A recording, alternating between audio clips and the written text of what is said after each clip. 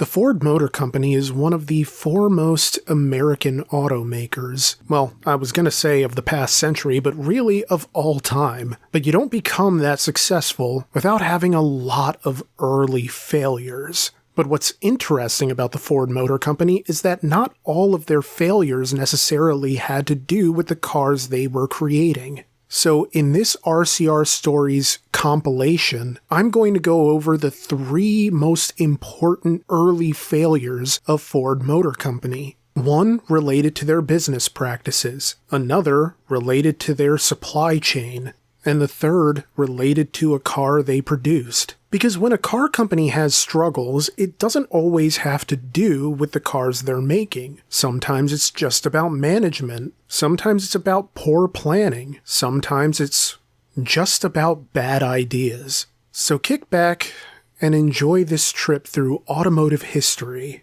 as we go over the early failures of the Ford Motor Company. Dodge and Ford are 2 of the most legendary American auto brands of the last 100 years, if not for all time. But their influence on American culture has not been limited to the cars they've created. No, perhaps the most overlooked influence of Ford and Dodge is in a court case from over a century ago that set a precedent not only for how corporations conduct business, but for how they choose not to do business. Because in a perfect world, corporations would have the freedom of benevolence, and in some ways, they still do. Nothing is stopping a corporation from philanthropy, but when Henry Ford faced off in a courtroom against John and Horace Dodge, the end result was a decision that set the standard for what it means to run a corporation. And who's really in charge at the end of the day. Henry Ford was born on July 30th, 1863, in Springwells Township, Michigan.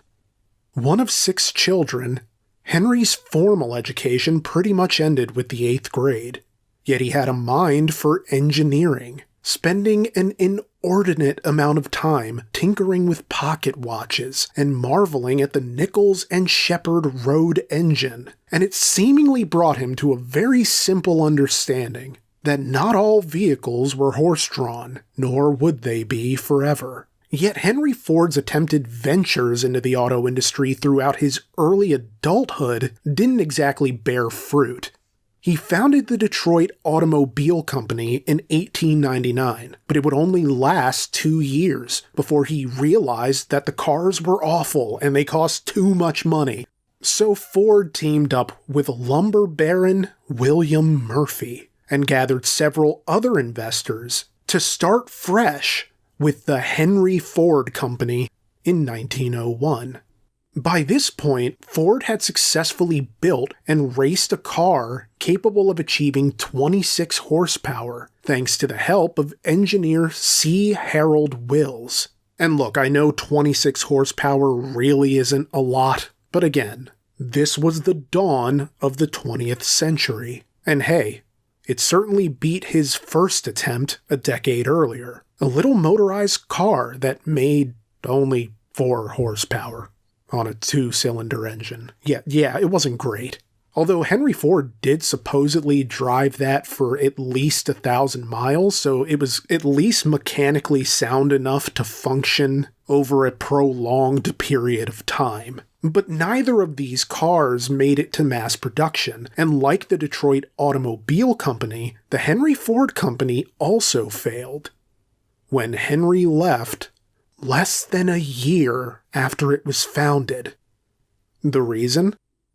Long story short, Ford didn't like that he held a minority stake in a company with his own damn name on it, and it caused him to lash out by focusing more and more of his time, energy, and resources into making non-viable race cars that he would then try and race himself. Murphy was fed up, and so he brought in a consultant named Henry Leland to inspect the company and report to the board on how business could be improved. And that was pretty much it for Ford, who felt the board were meddling parasites who didn't know anything about making cars. Never mind that Henry Leland wasn't just some random guy off the street. His company, Leland and Falconer, supplied engines to Ransom Eli Olds, whose Olds Motor Vehicle Company later became Oldsmobile.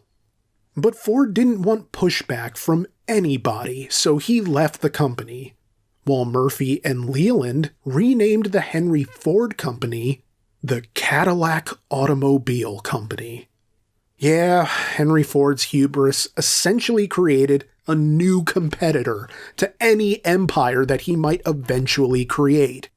Now, he was able to start a third company with coal industry businessman and longtime acquaintance Alexander Malcolmson, even going as far as to produce an actual car, the Model A, which brought the company positive attention. But the thing is, they weren't actually selling enough of them to afford to pay their parts supplier. As legend has it, their company, Ford and Malcolmson Limited, spent nearly all of their $28,000 starting capital to make the 0304 Model A happen, leaving them with just $223.65 in the bank once the first Model A officially sold. Now, I don't think I have to tell you how screwed they'd have been if their suppliers pulled out, as that would mean yet another failed company to Henry Ford's name. You see, the parts suppliers, they were a pair of brothers who were experienced machinists in the automotive industry, and were potentially more valuable to Ford and Malcolmson as part of their company than as people to whom they owed money. So Ford and Malcolmson made the decision that, in lieu of paying these two brothers, they would instead offer them 10% equity in the company, 5% each, in exchange for a modest $10,000 investment. They would also receive a spot on the board of directors. The names of these brothers? John and Horace Dodge. Ford and Malcolmson restructured their company with the Dodge brothers, and, with the support of several financial backers, founded the newly christened Ford Motor Company in 1903. It was the start of a significant partnership between seemingly like-minded individuals with a whole lot in common. Like Henry Ford, John and Horace Dodge were born on a Michigan farm in the town of Niles, some 3 hours from Springwells Township where Ford had been born.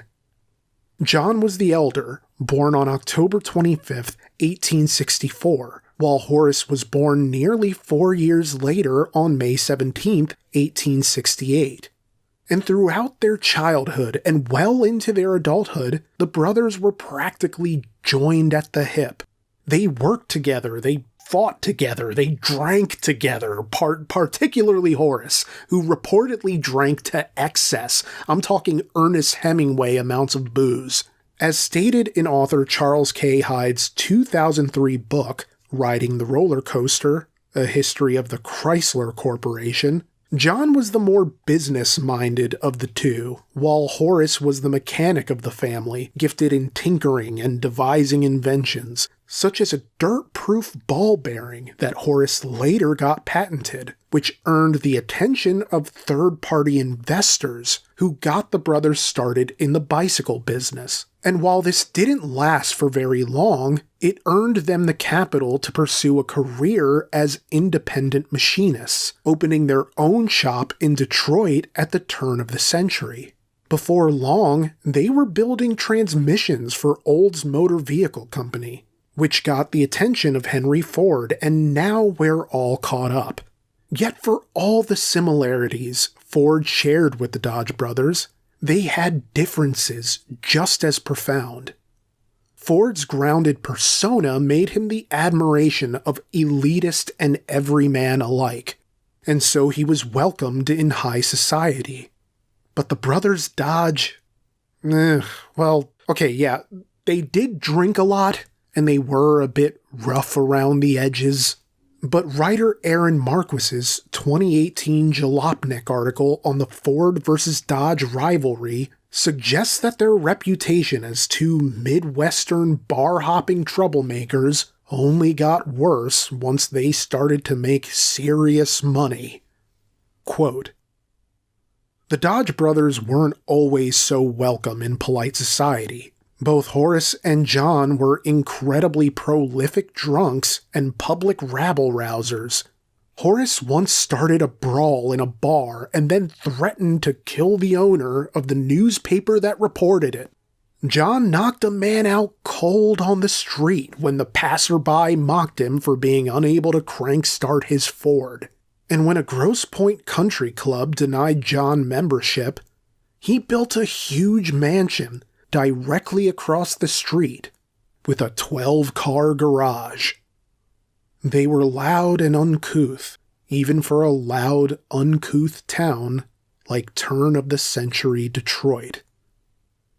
End quote. This is without even getting into an incident detailed in Charles K. Hyde's biography of the brothers, in which they beat the hell out of a Detroit attorney with his own cane, which is bad enough until you learn that the attorney was disabled, having wooden prosthetic legs. So yeah, not great guys. However, despite their rough exterior, the Dodge brothers were making their way into the upper crust merely by virtue of their business success. Ford's offer of a minority stake in Ford Motor Company made them incredibly wealthy, and it had the effect of making them well-known figures in the Detroit social scene, for reasons other than their antics. Yet the Dodge brothers' optimism about their future was tempered by Henry Ford's ruthlessness, as they witnessed firsthand just how Henry did business when he didn't want to do business anymore. In 1905, Ford decided he wanted to squeeze Alexander Malcolmson out of his company, but he couldn't just remove him directly, so Ford devised a plan to get Malcolmson removed by creating a shell company without including him, and then signing over the exclusive manufacturing rights for the Model A's successor to that company. And this was done to provoke Malcolmson, and it worked. Furious, Malcolmson decided to start his own automobile company to rival Ford directly. And this put Malcolmson in breach of his loyalty clause, which allowed the board to then remove him. Henry Ford bought all of Malcolmson's shares, along with those of anybody loyal to Malcolmson who wanted out. And just like that, Henry Ford was the majority stakeholder, figuratively righting the wrong of the Henry Ford Company. When the Model T released in 1908, Ford Motor Company quickly became the American automotive brand. Between 1908 and 1919, nearly 3.4 million Model Ts were sold, taking into account a 2015 report by the Detroit News which noted that 200,000 motorized vehicles were active in the United States in 1909 before the figure ballooned to 2.25 million in 1916. Ford was a clear pioneer in the automobile's proliferation, and it was thanks to help from the Dodge brothers. So then, how did these two forces find themselves on opposite sides of a courtroom? The thing about Henry Ford is that, he had a rural upbringing. He worked on his family's farm. He did a bunch of menial jobs. And so he did have this modest charm that drew people in, because he could identify with people at various income levels, you know? It wasn't like he had always been rich, and it's not like he had been rich for so long that he forgot what it was like being a farmhand. But from reading biographies of the guy, it really does seem like he was simply projecting an image of benevolence that could not be sustained through his personal beliefs. This was a man who wasn't shy about his hatred for others, whether it was the shareholders he viewed as, quote, parasites, or the Jewish people for whom he had undisguised contempt. But needless to say, if the Dodge brothers weren't particularly great guys, Henry Ford was right there with them. But hey, Henry Ford was acclaimed for his innovations such as the assembly line. Never mind that it wasn't even his idea, having come from 4 Ford employees, one of whom was C. Harold Wills, who had helped him create his first viable racing prototype a few years earlier. But whether or not it had been his idea, the assembly line helped Ford to make money hand over fist, because it increased output while cutting back on production and labor expenses. However, an unintended consequence of the assembly line was that it made the workers unhappy because it was a mind-numbingly, soul-crushingly tedious adjustment to the work that they had already been doing. As a result, people were calling off more frequently or just outright quitting altogether. And this set the company behind, resulting in lost money over time. So Ford decided to initiate a wage increase to $5 a day. A nice, tidy sum that would keep workers compliant while nipping all talk of unionization in the bud.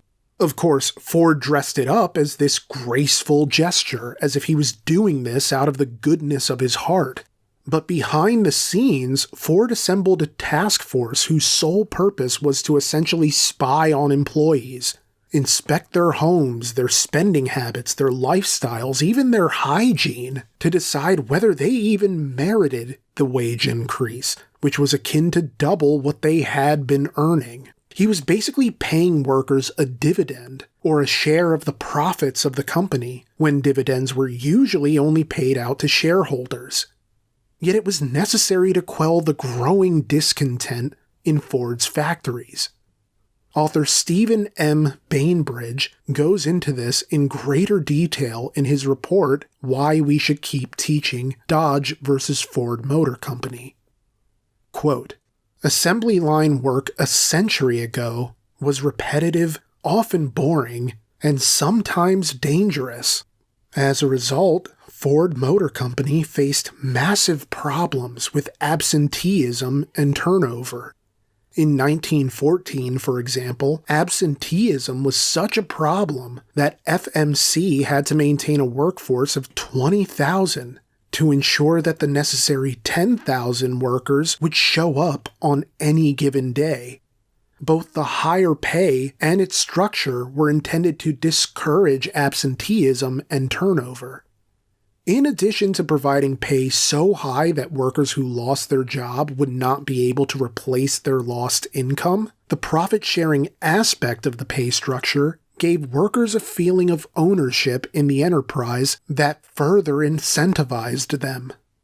Not surprisingly, the policy successfully reduced absenteeism, increased employee retention, and attracted new workers.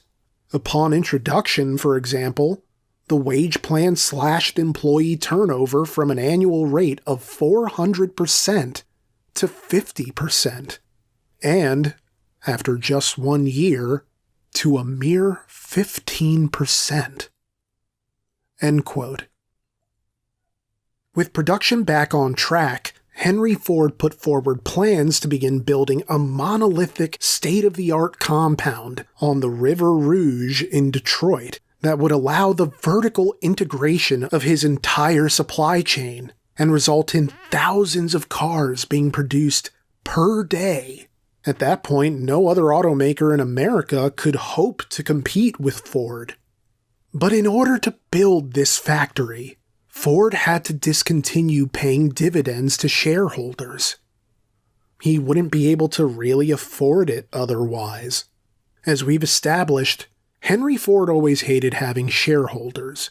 He didn't like having to pay dividends to people he felt didn't deserve the money they were earning because in his eyes, they weren't really earning it. He didn't see their investment as something worthy of continuous reimbursement. He had already paid several special dividends to the tune of over $10 million in 1913 alone, a figure that would only increase in the 2 years that followed. Ford felt he'd paid enough, and he wanted to reinvest that money into the business in order to make this River Rouge plant a reality.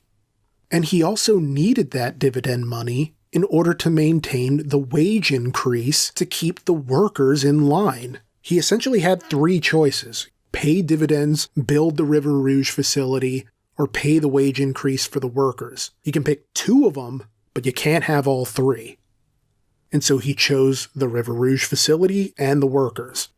And yet, there was actually another big reason Ford didn't want to pay shareholders anymore. You see, the Dodge brothers had announced their intention to start their own automotive company, the Dodge Brothers Motor Company, but didn't want a repeat of the Malcolmson situation, so they tendered their resignation in 1913. Recognizing that it was a conflict of interest to remain on the board while creating a direct competitor with Ford. Yet they were able to retain their shares, which meant they were able to continue receiving dividends. This created a new problem for Henry Ford.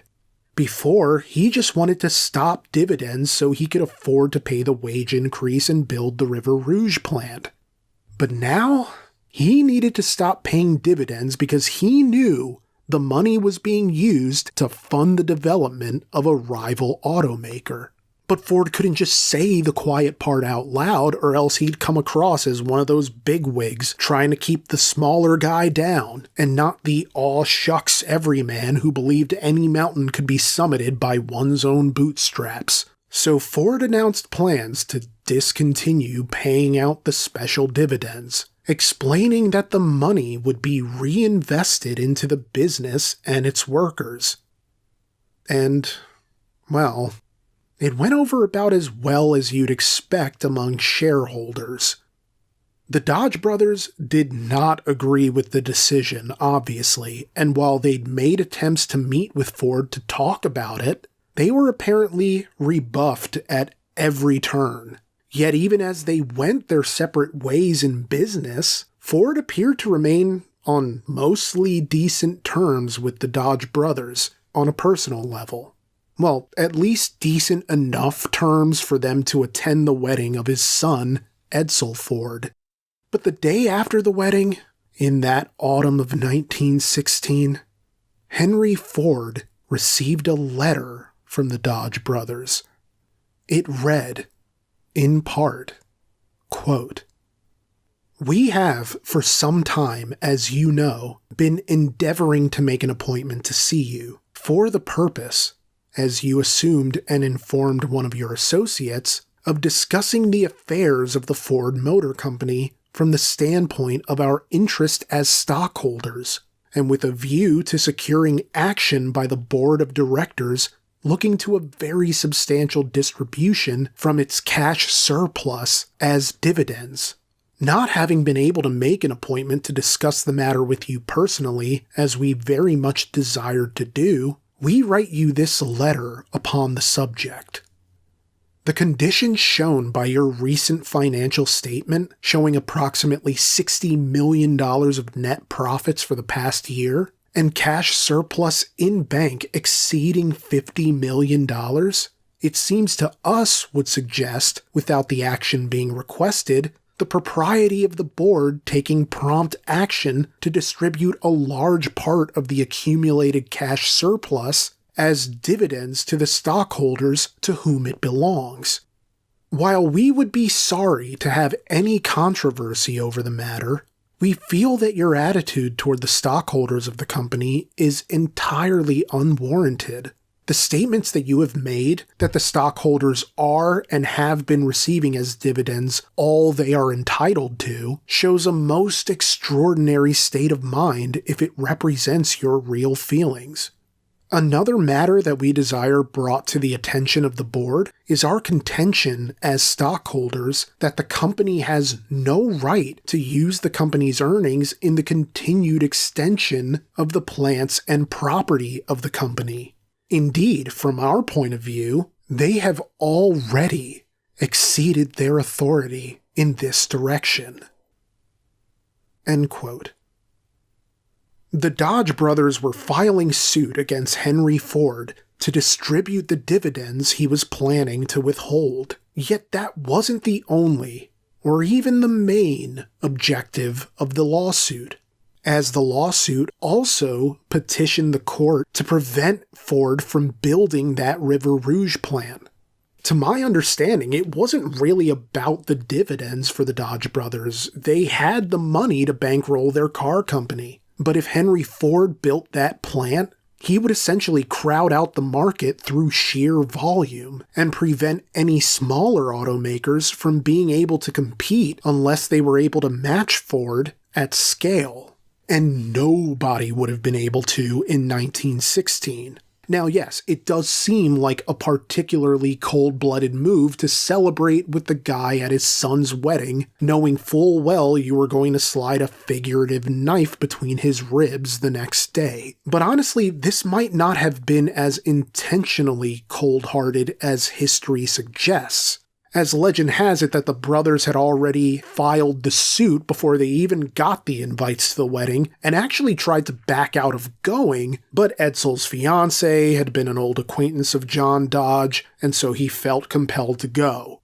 Man, the damage we can do when we feel backed into being polite. The trial began on May 21st, 1917. The Dodge brothers argued from their position as shareholders, asserting that Henry Ford was not acting in the company's best interests. And while that seems ridiculous when you consider how much money the company stood to gain from the River Rouge plant and the tens of millions of dollars the Dodge brothers had already made off of their initial $10,000 investment, it makes a lot more sense when you remember that this was all happening in the middle of World War I. This plant was going to be an enormous expense and require resources the company may not have been able to spare. There was also no way of knowing what the market would look like on the other side of the conflict, and if there would even be demand for cars at all. In this sense, building the plant was a reckless act of hubris that imperiled the financial futures of everyone invested in the company, to say nothing of what it would mean for healthy competition in the automotive sector. Now, in order to win this case, all Henry Ford really had to do was express the common sense problems that canceling dividends would solve. I'm talking something as simple as showing the financial statements that illustrate how the company was basically losing its ass on these special dividends, and that canceling them would allow the company the capital to cover increased production volume to meet the demands of the market. Or, just remind the court that they were in the middle of a war, and the money they were paying in dividends would be better used keeping the company well supplied with necessary materials at a time where nothing about the future was certain. But Ford didn't go this route. He wanted to be loved, he wanted to be revered, he wanted to be seen as a champion of the worker.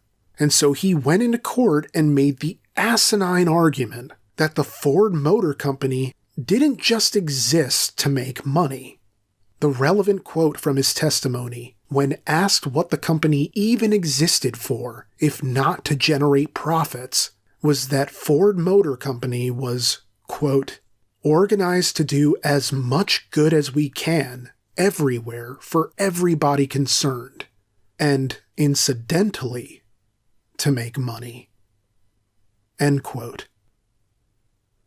It probably didn't immediately read as disastrous testimony, but it didn't really look great for Ford, even if Ford himself was probably convinced that it did. He continued fighting this battle in the newspapers, more or less intimating that the wage increase to his workers was a form of wealth redistribution. Yet it would take the court several more months to come to a final determination of how valid it was to screw shareholders in the name of a better world. On December 5th, 1917, the court rendered its judgment against Henry Ford. They not only ordered him to pay $19 million in dividends to the shareholders, the court also imposed the injunction preventing the construction of the River Rouge factory. It was a crushing blow. So, how did Ford lose such a slam-dunk case? Well, again, it goes back to the strategy Henry Ford employed. When he testified that the purpose of Ford Motor Company was to improve lives and incidentally to make money, the word incidentally is what got him into trouble, in my opinion, because it expressed that shareholders weren't the main priority and they weren't even secondary. Their financial well-being was an incidental component of the company's ventures, hardly worth mentioning in the grand scheme of public service. And I think the court probably saw this as a guy trying to run a for-profit business as a non-profit, to say that we're more concerned with being charitable to our workers and to the customer than we are to our own shareholders. And hey, if we just happen to make money doing this, then great. But maybe he could have won if he just said, hey, by being charitable to our workers and to our customers, by offering cars at low prices, this will bring in more money. This is a legitimate approach to bringing in new business. And maybe by providing workers with a better wage, it'll help our reputation just for people to see how well we pay our workers, that we treat them so well, and think, well, hey, this is probably a great company. It's great advertising for them to be able to see people living their best lives as a result of Ford. But he didn't do this. He's just like, we're doing this out of the goodness of our hearts, and we don't really care if we make money, and that's not gonna fly. And you know, what's wild is that all of this is exactly what we would want to hear from corporate executives today. We would want them to say that making money is ancillary to creating quality products that are affordable to consumers, that don't come at the cost of the work-life balance of the people who build them. But I also feel like we would be immediately distrustful of any CEO who did speak this way, because we have the cynicism of late-stage capitalism to teach us that not every figure with wings is an angel. Yet even then, people are complicated, right? I don't like Henry Ford. I think he was a hateful man with a Napoleon complex. But even then, I've got to give him his due credit for things like instituting the 8-hour workday. Because it used to be that your employer could wring you out like an old washcloth and there wasn't really anything you could do about being overworked and underpaid. Okay, I guess we're kind of right back to that. But hey, it could have been a whole lot worse, and Lord knows it used to be. The 8-hour workday was revolutionary for American work-life balance and resulted not only in happier workers, but increased productivity. And look, maybe he was being sincere. Maybe he really did care about the worker in his own way.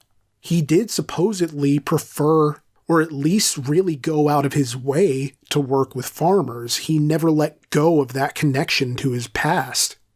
And you know, maybe he did see making money as secondary to improving lives. But that mindset is rarely conducive to long-term success. And honestly, Ford's behaviors within his own company really don't suggest the benevolence he was trying to impart. Not when you're going into people's houses and inspecting their living habits and their hygiene and how they spend their money, to determine whether or not they even deserve the wage increase that you're giving them. Maybe it's your right as a business owner to say that everything has to be on your terms or else you don't get anything. But he was butting into areas of his employees' lives that realistically weren't any of his business. Now, of course, Ford would appeal the decision, taking this all the way to the Michigan Supreme Court. And in this instance, the court more or less made the decision the lower court probably should have, considering that it generally wasn't the duty of the court to interfere in legitimate business practices in instances where there was no evidence of illegal activity. The court rendered their decision on February 7, 1919, ruling that the directors of a corporation have sole discretion over whether or not to declare a dividend and to decide the amount of that dividend, as long as there's no evidence of fraud or misappropriation of funds, or as long as there's not this extraordinary circumstance in which the company can afford to pay a dividend without hurting the business, but is simply choosing not to.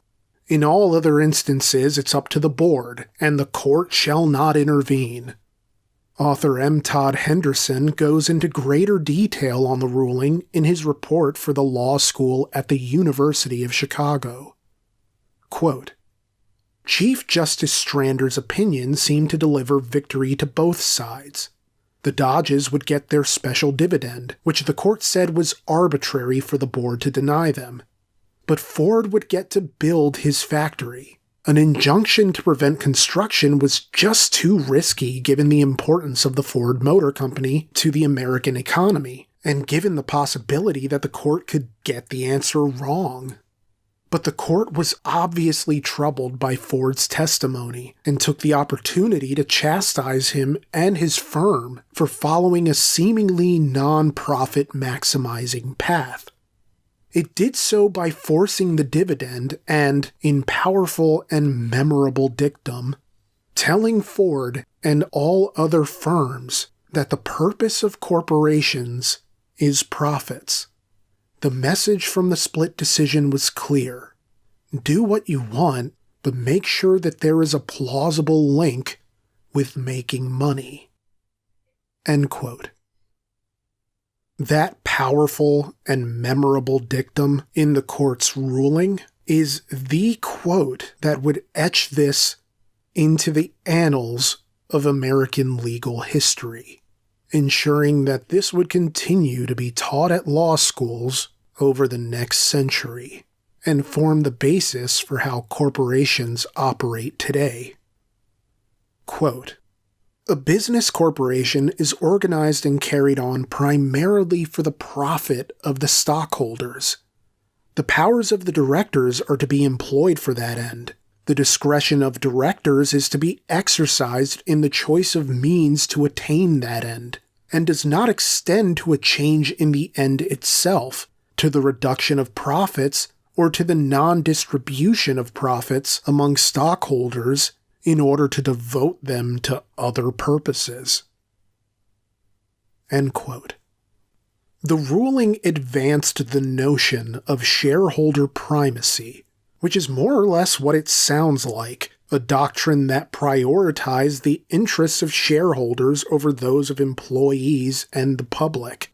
And while it gave Ford a wide berth to dictate his company's fate, it also precluded him from running his for-profit company like a charity. Which is not to say that the company couldn't pursue philanthropic endeavors. They just couldn't do it at the expense of shareholders. And while this was really more of a guide than the official law of the land everywhere, it arguably shaped the future of how American corporations justified their actions, particularly when faced with criticism over not being generous enough or not being benevolent enough, for not doing more for their community or for the world.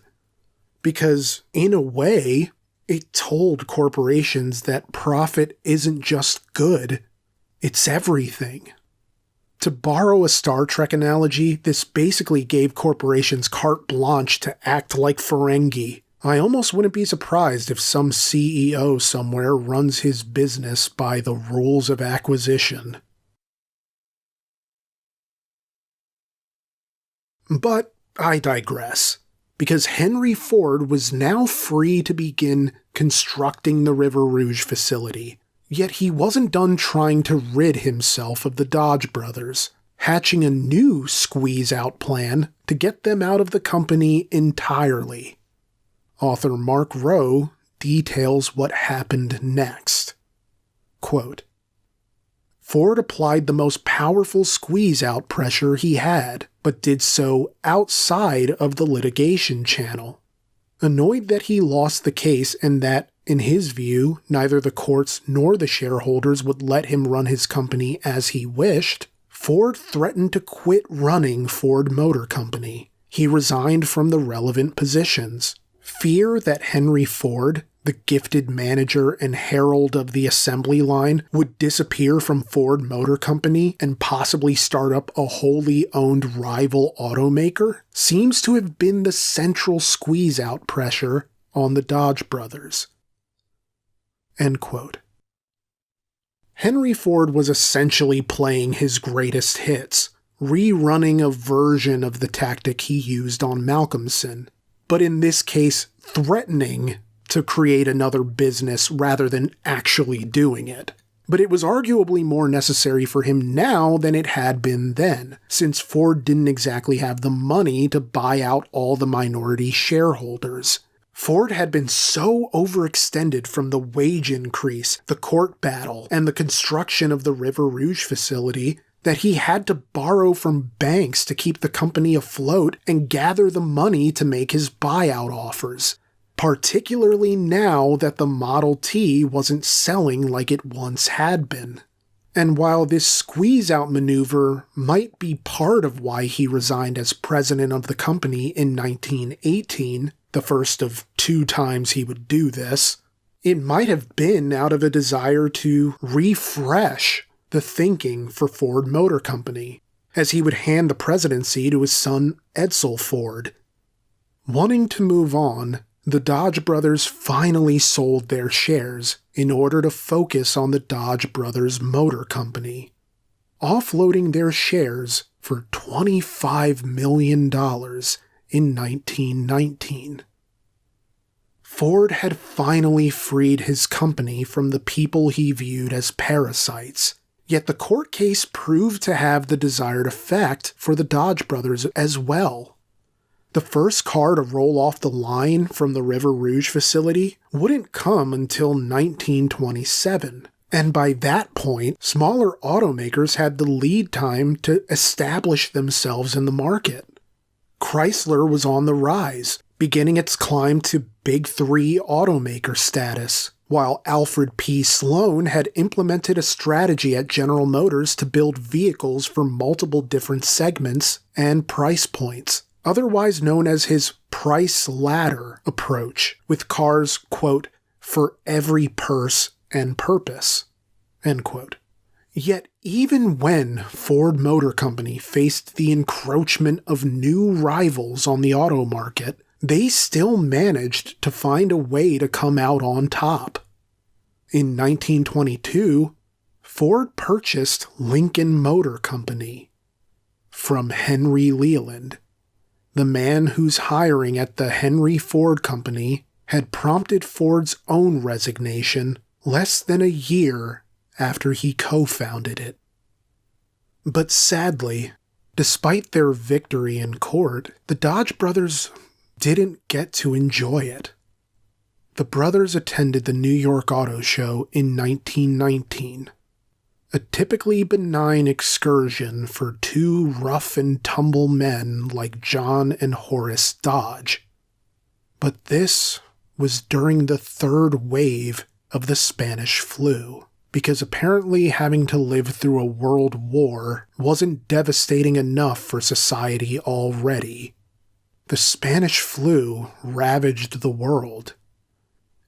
The following is collected testimony of the 1918 flu pandemic from the Amicus Lectio podcast by Mike Overby to provide context for an illness that claimed more American lives than the First World War. A disease which claimed 50 million lives worldwide and infected roughly 500 million, or 1/3 of the global population at the time. All of a sudden, as I recall it, out in Kansas, one soldier got the Spanish flu. And from there, it gradually spread to various parts of the country. I would say the most horrible thing of that whole epidemic was that the crisis came so rapidly. The crisis came within the first 2 to 3 hours of your sickness. You either survived or you were dead. When the flu epidemic hit, somebody would ring, let's say they rang the doorbell at 6 a.m. in the morning and said, my mother just passed away. I want you to take care of the funeral service. That before the sun set on that day, that whole family was gone. Of the 8 people that lived there, I'm the only one that got it, believe it or not. Fortunately, we had a very wonderful doctor. And he took care of me, and he pulled me out through very quickly because, as I said, the crisis is there. It came with an intense fever, and you were gone. Everybody wore these face masks, like you see in a surgical room. And you must remember this, that in the flu epidemic, all congregations and gatherings were forbidden.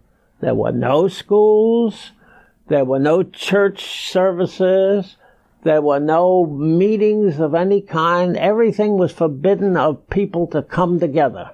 You had to keep people apart from one another so that the infection wouldn't spread so rapidly. The memories were so deep in their mind of those that survived or that didn't get it. They were reticent.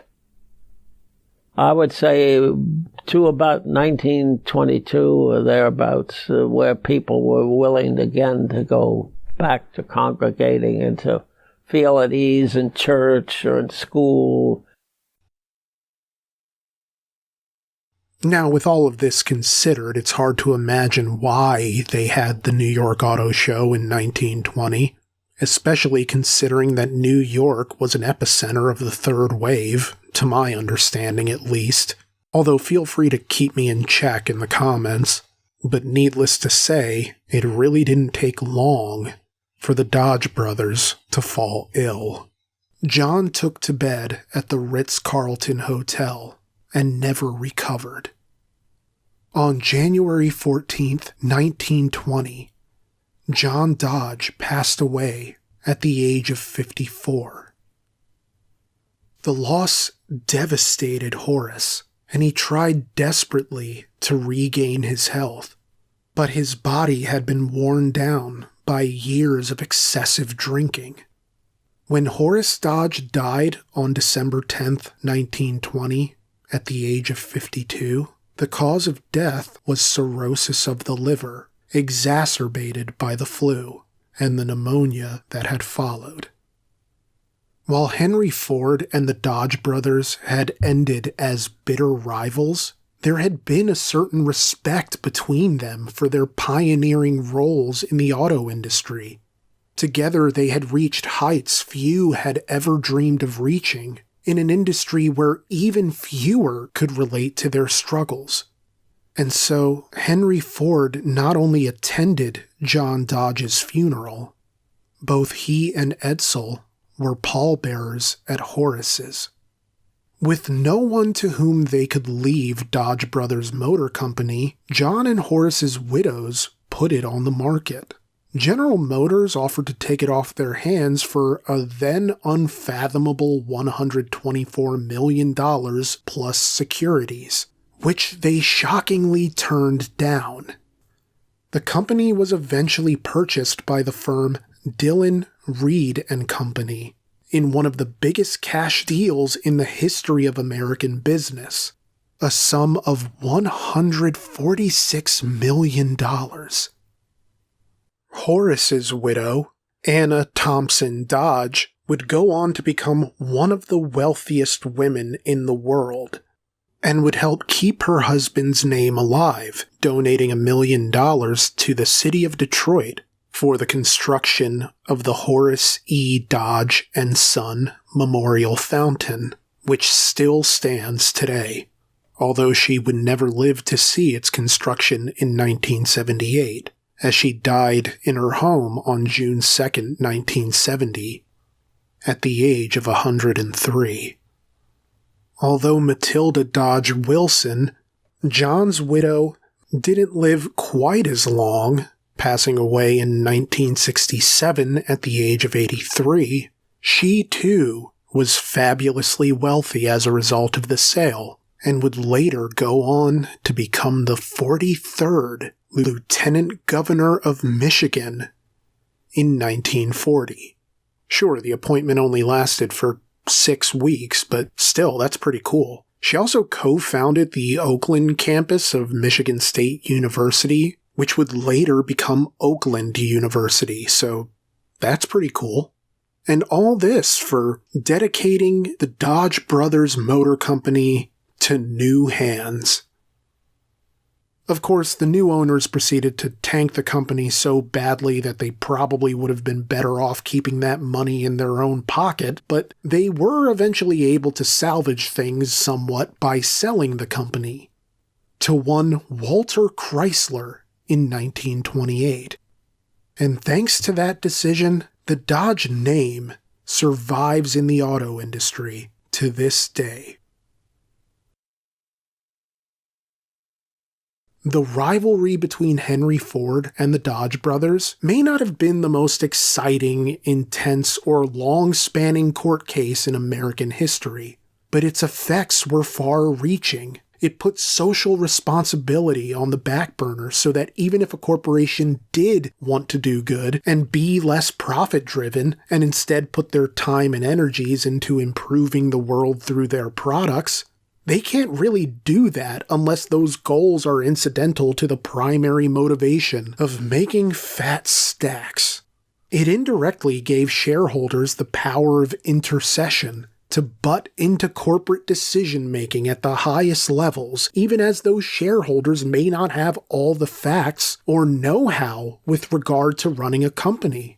Of course, I'm not going to sit here and carry water for corporations, especially when it's not as if this is some mandate coded into law around the world. But legal precedent set by Dodge versus Ford shaped American corporate management to such an extent that CEOs more or less became employees of the shareholders themselves. Maybe that's for the better, maybe it's for the worst, I don't know. But for what it's worth, it didn't really seem to be a bad thing for Ford or Dodge in the century since the decision. Ford is still here. Dodge is still here. Hell, the River Rouge facility is still here. And barring disastrous management of the Dodge brand by Stellantis, which honestly isn't that implausible, I'm sure they'll both be here for decades to come. Now here's hoping this doesn't age like milk. How do you talk about Henry Ford in the modern era? You know what I mean? Even in his own time, the man was a controversial figure. I mean, on the one hand, he paid some of the highest wages of his era and instituted an 8-hour workday while also making the products the workers produced affordable to them.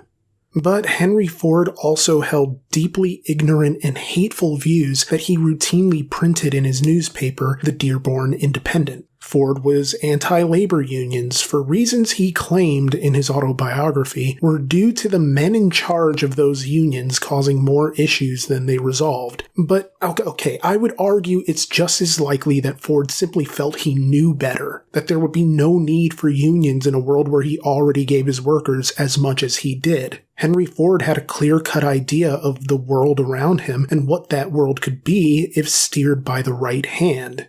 And the right hand was typically his own. It's ego, plain and simple, and maybe that's what made him an automotive pioneer and a legendary businessman, I don't know. But a lot of the positive qualities, as they can be said to exist, are often overshadowed by practices that hurt Ford's bottom line, views that run contrary to human decency, and a paranoia that would fester so deeply within him that he would become almost impossible to work with, as he ignored the advice of experts and dove headlong into one of the worst debacles in automotive history. a $20 million loss for the Ford Motor Company that stands as a towering failure of unrestricted ambition. Henry Ford envisioned saving American industry through one vision, a utopia of his own creation on foreign soil and bearing his name. A taste of Uncle Sam's consumerism, low-cost goods mass-produced at high wages. A sample of Ford's American dream to prove the beacon on a hill narrative of American exceptionalism. A fine idea in theory, but something quite different in practice.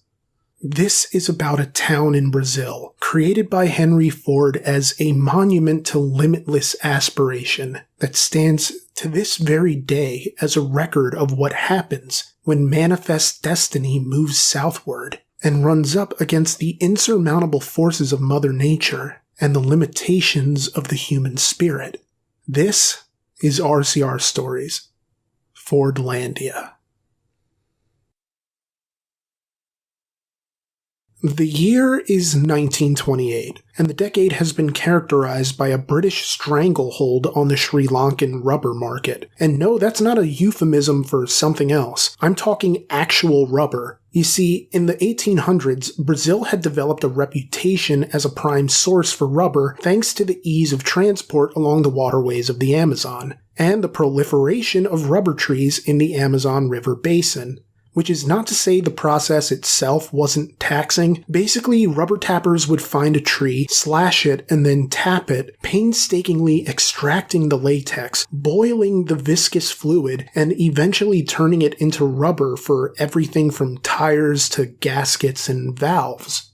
Now, you gotta remember, the workers are doing this in 3-digit heat, and often for very little money, if any at all. This is because rubber barons were literally enslaving the indigenous people to do all this work.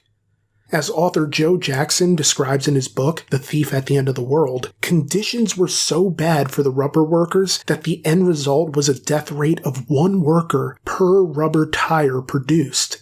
Now, one would think that there would be an easier, more humane way of doing this, a way that didn't involve actually enslaving people and forcing them to do your work. And if there's not, then do you even really need to be in the rubber industry in the first place? I mean, really, the answer here is to not enslave people and maybe just get into another industry altogether, but that just wasn't going to happen. And so rubber barons were all about finding ways to get more money out of this rubber industry. And that usually meant trying to turn rubber tree growth and the business into a sort of plantation. But this was difficult because these trees were notoriously dramatic and grown in an environment that didn't like to cooperate. Planting them next to each other would risk blight infecting the whole group if so much as one tree became affected. And while I'm not exactly a horticulturalist or anything of the sort, I can only imagine that it didn't really help to potentially have the root systems interfering with one another, you know?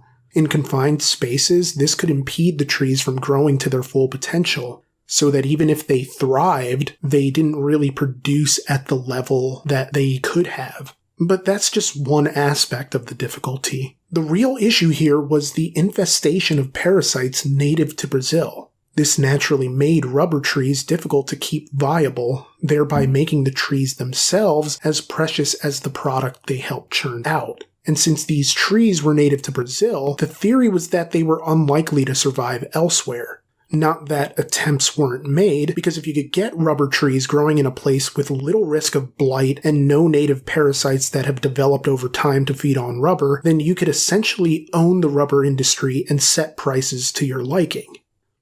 Enter the British. An explorer by the name of Henry Wickham embarked upon a bold adventure in the name of the Crown. It was 1876, and Wickham was already in Brazil when he received a mission from across the sea to help Britain finally build a rubber plantation in Southeast Asia. He would do this by smuggling seeds of the Hevea brasiliensis, or the rubber trees, out of the country. This happened over the course of 1876, as Wickham had the seeds classified as academic specimens to avoid detection and potential arrest for biopiracy, which I'm just now learning is a thing that exists. The academic specimen classification usually applied only to dead animals or non-viable plant life, but Wickham had inside help from the operators of the rubber grove plantations and was able to circumvent the academic specimen classification, all of which flies in the face of Wickham's tall tales of international piracy, where he's outrunning gunships like Crockett and Tubbs. But whatever, here we are. Little by little, over the course of the year in Brazil's Santarém area, Wickham smuggled out 70,000 seeds. And that's a figure that might not actually be accurate since a lot of it relies on Wickham's braggadocio. It's like WWE inflating the attendance of every WrestleMania. You just sort of come to expect it at this point. But regardless of the actual number, fewer than 3,000 of the alleged tens of thousands of seeds that Wickham smuggled out were actually viable. Yet that was apparently enough to kickstart the Sri Lankan rubber market, along with seedlings that were sent out to British colonies in Singapore, Malaysia, and Indonesia, just to name a few. Suddenly, Britain had rubber plantations all throughout Southeast Asia and other areas, giving them a near monopoly on a globally in-demand resource. Now, did Wickham ever face repercussions for his actions? Well, no. In fact, the man was knighted for his actions in 1920. Knighted! He's literally remembered as Sir Henry Wickham.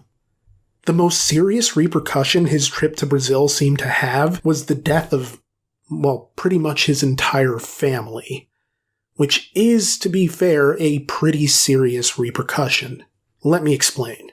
Wickham married the love of his life, a woman named Violet Case Carter, and she would accompany him on his expeditions all over the world.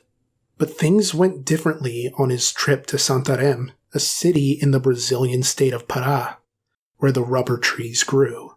For the 1871 trip to Santarém, Henry Wickham and Violet Case Carter were accompanied by Wickham's mother, his sister Harriet, and his younger brother John.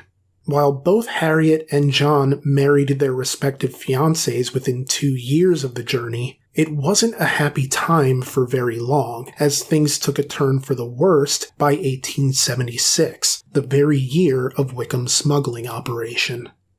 The climate was fierce and far harsher than anticipated, to the extent that not only did Wickham's mother and sister perish from illness, but so did John's mother. And yeah, I really don't know that many marriages could have survived that. Violet couldn't take anymore, and so she finally left Henry. Both were heartbroken about it, yet neither wavered in their commitment. Henry to his agricultural pursuits, and Violet to her desire not to live on an island of alleged cannibals. In a sense, you might be able to argue Henry Wickham was compelled by desperation to do what he did, to salvage something from all that he'd lost, to make the trip worth some small victory so that the deaths and the devastation wouldn't all be in vain. And it seemed that the solution in smuggling the seeds was a sound option. As far as the theft was concerned, it wasn't technically against the law to export the seeds as long as you had an export license, which Wickham did have. I mean, sure, he lied to get it, but the license was still good. And if you ignore the irresponsibility of messing with the ecosystem like that and focus solely on what would make the most money, Wickham would have had the right idea. We were long before the age of synthetic rubber, and the needs for the real thing were multitudinous, as they had both commercial and military applications. Ethically, this was the wrong thing to do. Hell, legally, it was the wrong thing to do, even if there were loopholes that allowed it to happen. But somebody was eventually going to do this, and Wickham wanted to be that man. The Amazon rubber boom was in full effect, creating an economy that sustained the area, at least until Wickham did what he did, and the smuggled seeds gave Britain the chance to sustain rubber plantations of their own.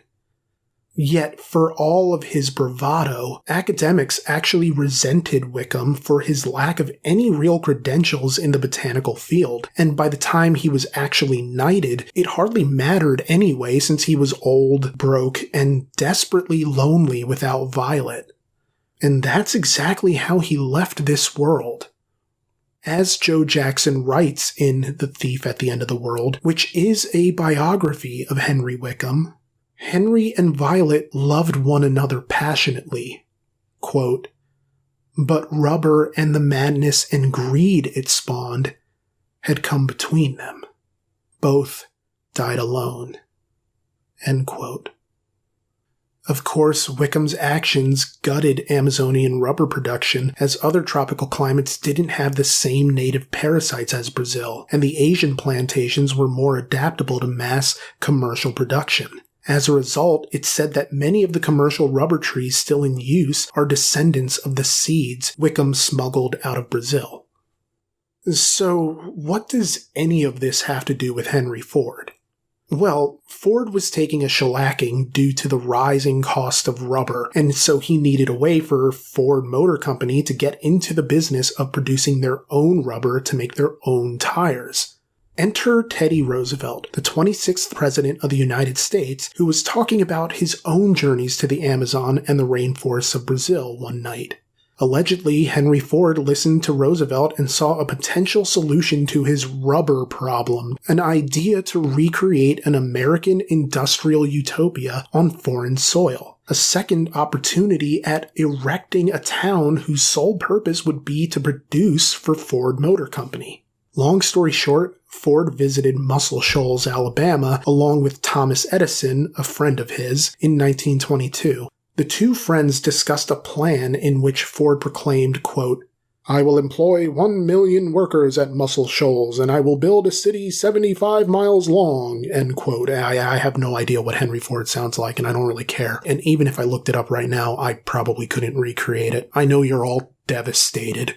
But yeah, a city 75 miles long, powered by the Wilson Dam, an unfinished project intended to power plants that would produce nitrates for ammunition during World War I. However, the end of the First World War left the government without a need for the dam, so Ford got into contact with Secretary of War John Weeks, who was pretty much the project manager of the dam at that point, and he made an offer of $5 million for a 100-year lease on the dam and the adjoining nitrate plants to turn the area into a booming economic hub for the auto industry that could rival Detroit. But it didn't pan out that way, largely due to then U.S. Senator George Norris of Nebraska.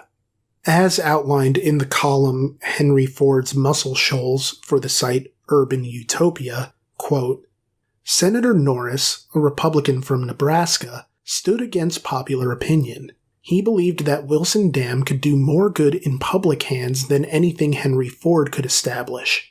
In a January 1922 article, Ford claimed he would turn the completed project over to government control before half his 100-year lease was up, and ensure that neither he nor his heirs may realize any monetary benefit. Norris didn't seem to believe these claims, and if he did, he didn't care. He considered Ford's $5 million offer a waste of the tens of millions taxpayers had already spent on the dam and nitrate works." End quote. The House of Representatives approved Ford's offer, but the sale died in the Senate, and so Ford's Muscle Shoals dream died with it. And although the government did eventually finish Wilson Dam, it was cold comfort to the speculators who had bought land in anticipation of the deal, and the farmers expanding their operations to accommodate the influx of workers and visitors alike. It was least of all comfort to Henry Ford, whose anti-Semitic side came out when announcing where he placed all the blame. But Brazil presented a new opportunity at an even grander vision, an American town in the midst of the Amazon that would produce rubber directly for Ford Motor Company, a town that would bring the American character to a land that needed a steady hand to tame it. It was Ford's chance to bring that vision to life and stick it to the George Norrises of the world. However, by 1928, Britain's monopoly on rubber had been decreasing, which meant Ford wouldn't have been as desperate for rubber as he would have been a few years earlier. Yet Henry Ford was already in love with the idea, so he sent 2 intermediaries to represent his interests in Brazil. The result was Ford setting up a deal with the Brazilian state of Pará, from which Henry Wickham famously smuggled the rubber tree seeds, for a plot of land measuring 5,625 square miles and 2.5 million acres. The land would be located in the Amazon River basin in an area known as Boa Vista. And it was a location selected because it was elevated, which would come in handy should there ever be flooding in the vicinity. But there were 2 downsides here. First, Ford's men, whether inadvertently or otherwise, had screwed him on the deal, as Ford paid some $125,000 or $1.85 million today, when the land itself was worth far less than that price. I can't find exact figures, but needless to say, Henry Ford overpaid. And while Ford was exempted from taxes on exporting anything he produced in Brazil, he still had to fork over 9% of the profits to the state and local governments of the country in exchange. And then there's the second downside. The plot of land selected was insulated against flooding by its elevated height, yes, but its inland location meant that the cargo ships carrying manufacturing and construction materials wouldn't actually be able to reach the site at any other time of year but the rainy season, when the water levels would be high enough to accommodate the vessels. This meant that construction on Fordlandia couldn't actually start until 1929. But the die had been cast, as Henry Ford had committed heart and dollar to the project. And so he sought to make a new American Midwest out of a swath of land in the depths of the Amazon, which would be great, except the plan had one big problem. Pretty much all of it.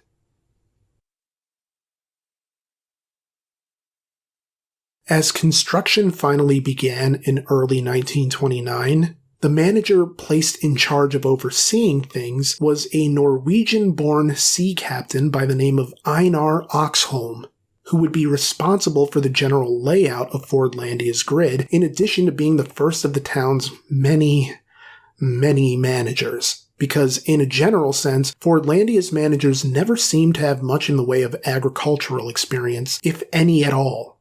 And Oxholm was just such a man. But hey, your boss pays you a lot of money to do a job you're not all that qualified to do. You do it anyway and hope you fail upwards, because otherwise he'll just get some other unqualified Yahoo to do it. Do people still say Yahoo outside the context of, like, the search engine? Is it even a search engine anymore? Is it like a... So the trees were chopped down, and the land cleared out to make way for the town's Piece de Resistance, a water tower proudly displaying the Ford logo, an icon of the progressive American spirit coming to birth itself all over the untamed land in no mood to deliver it. The founding of Fordlandia would be a grueling experience.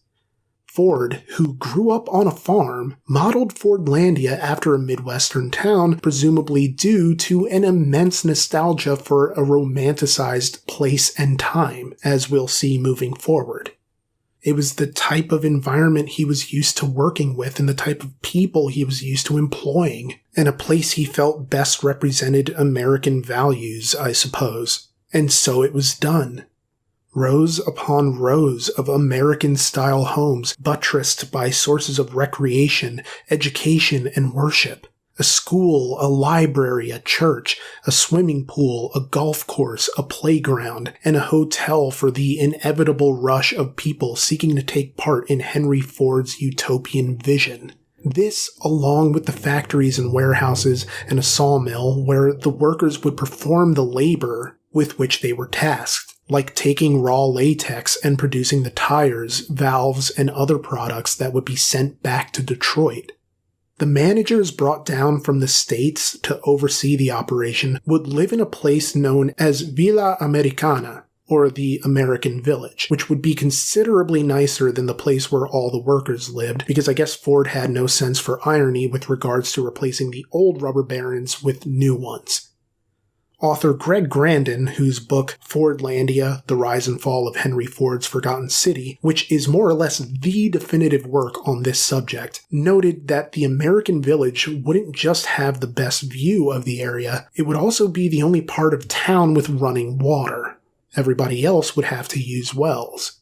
Because I guess making this more like modernized America was only true if you were already American. Yet, like the Alabama community surrounding the prospective Muscle Shoals plant several years earlier, many natives were excited by the possibility of working for Henry Ford. He was offering them free health care, access to a formal education, and great wages for the time, some $5 USD per hour, along with 8-hour workdays rather than the back-breaking all-day labor of the rubber slavers. It was an attractive proposition. Well, except for the 8-hour workdays. You see, in between the era of the rubber barons and 1929, labor expectations had sort of changed. The workers typically scheduled their day around the immense heat of the rainforest. You get up early and you do as much work as you can in the morning, take a break around lunchtime for a few hours, and finish up the day strong as the heat subsides with the setting sun. Man, that's a lot of sibilants. But Henry Ford believed the American work schedule could be universally applied with no repercussions. So when the time came to actually build this town, it didn't exactly go well. Roger Weber, host of the podcast Mismatch, goes into detail on the perils faced by the workforce in episode 298 of the podcast series 99% Invisible, which covers Fordlandia at length. Quote, "You have, for example, the workers who are trying to clear the land. They'd be working out there bare-chested and would be suddenly covered with biting ants and hornets and scorpions. And even worse, they would reach in and suddenly a pit viper would bite them and kill them. So they were dealing with a life and death struggle here." End quote. This is backed up by Grandin, who details the hellish experience in his book, writing, quote, "In the best of conditions, clearing jungle is brutal, close-in work, but as October ran into November, high temperatures were hitting 106 degrees. Exhaustion and sickness overcame the contracted laborers who made up Fordlandia's first crew as they hacked their way into the dense, dank wood with machetes and cutlasses. They worked stripped to the waist. Throughout the day, as the sun rose and the humidity increased, their bodies, covered with sweat, were scraped by thorns and branches and punctured by the bites of ticks, jiggers, black flies, and ants. The workers were not provided hats, though these were indispensable when making the first pass at jungle clearing, as often the chopping of a creeper or a vine could disturb insect nests, raining scorpions, wasps, or hornets on those below. Just a touch of a branch or a vine, and within seconds, a swarm of ants could cover a body, leaving workers red with festering bites. The mortality rate was high, as workers, bending low to chop the undergrowth, died quickly from snake bites, or suffered a more prolonged wasting away from fever, infection, or dysentery." End quote. It was beyond what anybody anticipated when setting out to build this place, and the responsibility largely rested with Einar Oxholm, who was in way over his head for the role asked of him. By this point, he was more than a manager and sea captain. He was also having to plant rubber himself, provide health care to his workers as best he could, and oversee construction and town planning, in addition to being the freaking undertaker once his men started to die. It was as if the land was hostile to the workers' presence, as accounts of jaguars stealing babies from their homes wasn't uncommon, to say nothing of Oxholm's own maid having her arm bitten off by an alligator-adjacent creature known as a caiman while bathing in the Tapajos River. She bled to death as a result of these injuries. And that was hardly the worst of it. Before 1929 was done, some 90 people had perished and been buried in the company cemetery, 62 of whom were workers and the remainder of whom were outside visitors to the property, which presented a bit of an issue. And it was a situation which, sadly, would only get worse.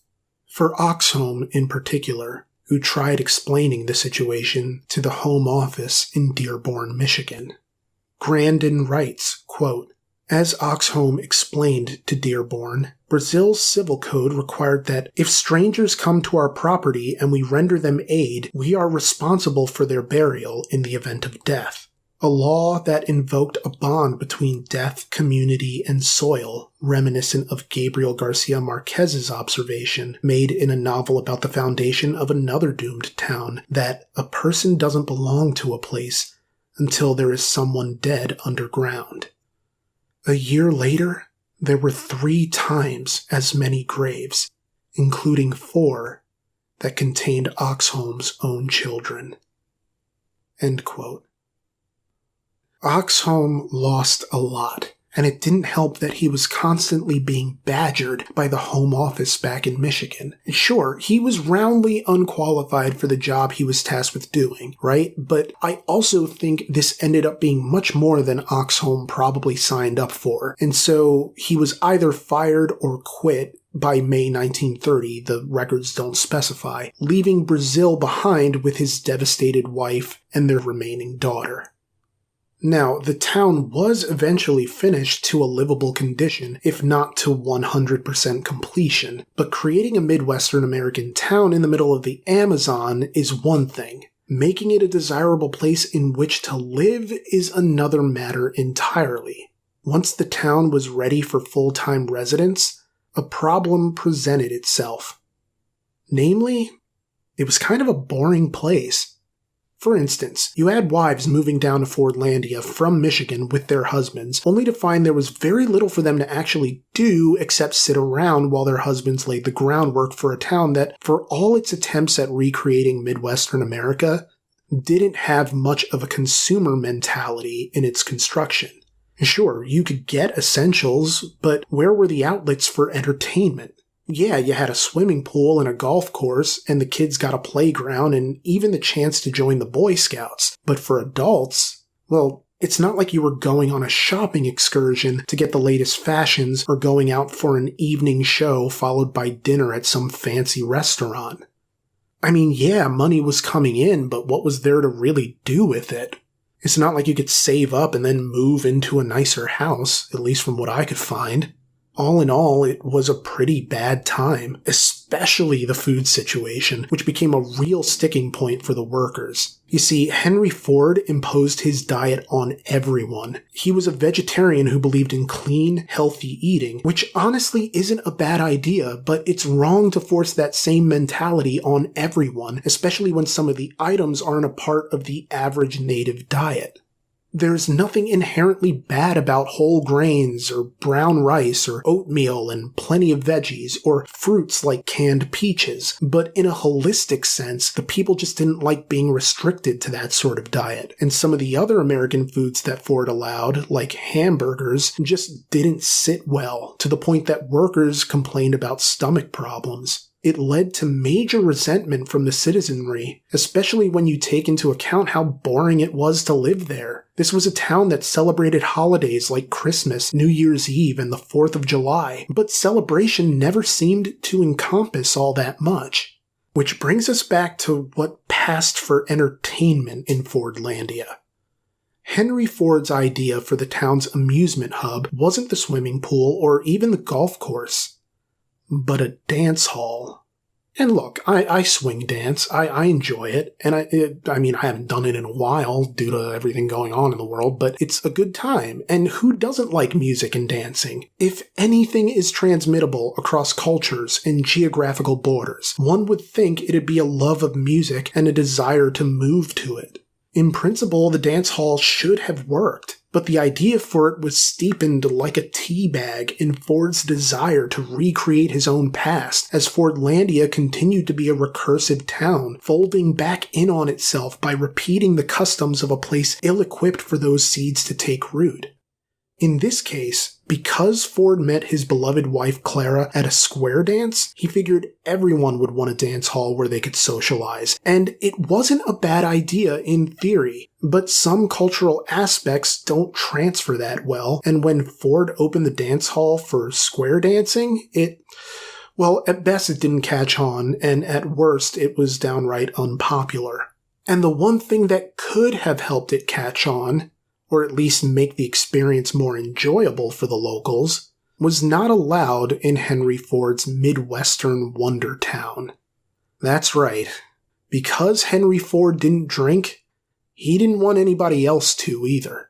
You kind of see it in America today with dry counties and municipalities and stuff like that, and you were certainly seeing it in America then, as Prohibition was still very much in effect. But despite drinking being perfectly legal in Brazil, it was outlawed in Fordlandia.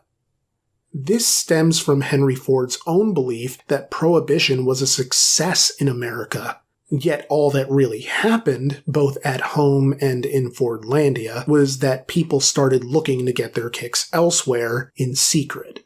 Because don't get it twisted, this law was in no way enforceable, and the Brazilian government were not going to help Ford enforce it. So residents traveled to a nearby island to get their drink on, with the added bonus of a brothel to fulfill their other needs. And what was the place called? The Island of Innocence. Because what's more innocent than hedonism, you know? Hell, what's more honest? That period from 1929 to 1930 was a brief stretch that probably felt like an eternity, in the sense that everything that could go wrong kinda did. The men who replaced Einar Oxholm over that time hardly did much better in the managerial role, and as tensions escalated, the final straw finally snapped. What pushed the workers over the edge? Well, it wasn't the work hours, or the entertainment options, or lack thereof, or even the booze, or the houses, which were poorly equipped to defend against disease-carrying insects in the way the natives' raised, palm-thatched roof homes had been. No. It was the food. The food! Because you don't mess with people's stomachs, man! And you certainly don't mess with how they're fed. From the time of its inception, Fordlandia's workers were served lunch in the style of a proper restaurant, with waiters and everything. It was a chance for the workers to relax, to be waited on and treated like valued members of the Ford team. But this was eventually changed for efficiency's sake. Gone were the waiters and the amenities of a cafe experience, and in its place was a dreary, spirit-compromising cafeteria arrangement. And I get it. On its face, it's probably not a big deal to just go up, stand in line, and get your own food. But the issue here is that these workers already felt disrespected, like they were being treated as nothing more than cogs in a machine, very much like the products on the factory line on which they worked. And this change to cafeteria dining arrangements appeared to confirm that intuition for them. It all came to a head on December 20th, 1930. As Drew Reed recounts in his 2016 article for The Guardian, Lost Cities No. 10, Fordlandia, The Failure of Henry Ford's Utopian City in the Amazon, quote, "At the Workers' Cafe, in which skilled workers were separated from manual laborers, an argument between Supervisor Kaj Ostenfeld and Manuel Caetano, a brick mason working at the city, quickly escalated. Workers rallied behind Caetano, vandalizing the city, destroying generators and manufacturing equipment, and even their own homes. Fordlandia's managerial staff managed to escape by ship. They were eventually able to subdue the violence, but only by appealing to Pan Am air magnate Juan Trippe to assist them by flying in Brazilian military personnel on one of his planes." End quote. Armed with machetes, the workers performed the sort of riot that would have made the 1958 New Year's Eve riots in Rapture look like the stuff of make-believe. Okay, those were make-believe, but you get what I'm trying to say. It wasn't just the skilled workers who lashed out here, but the manual laborers as well, who joined together to destroy time clocks and telegraph wires, and even sending the town cook fleeing for his life into the jungle, where he was hunted for several days like a character out of a Richard Connell story. Fordlandia was in a state of ruin, badly in need of immediate repair. Which of course is a very tall order that's easier said than done. But what's even wilder about all of this is that it wouldn't even be the last of the riots in Fordlandia.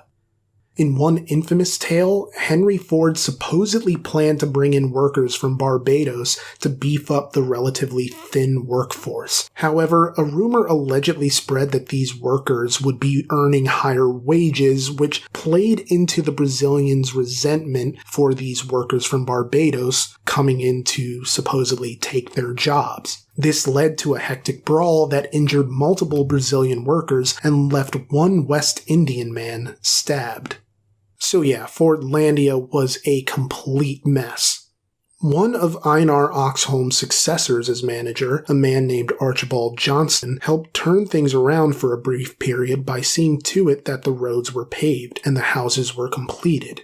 He also saw many of Ford's laws more strictly enforced, like the diet.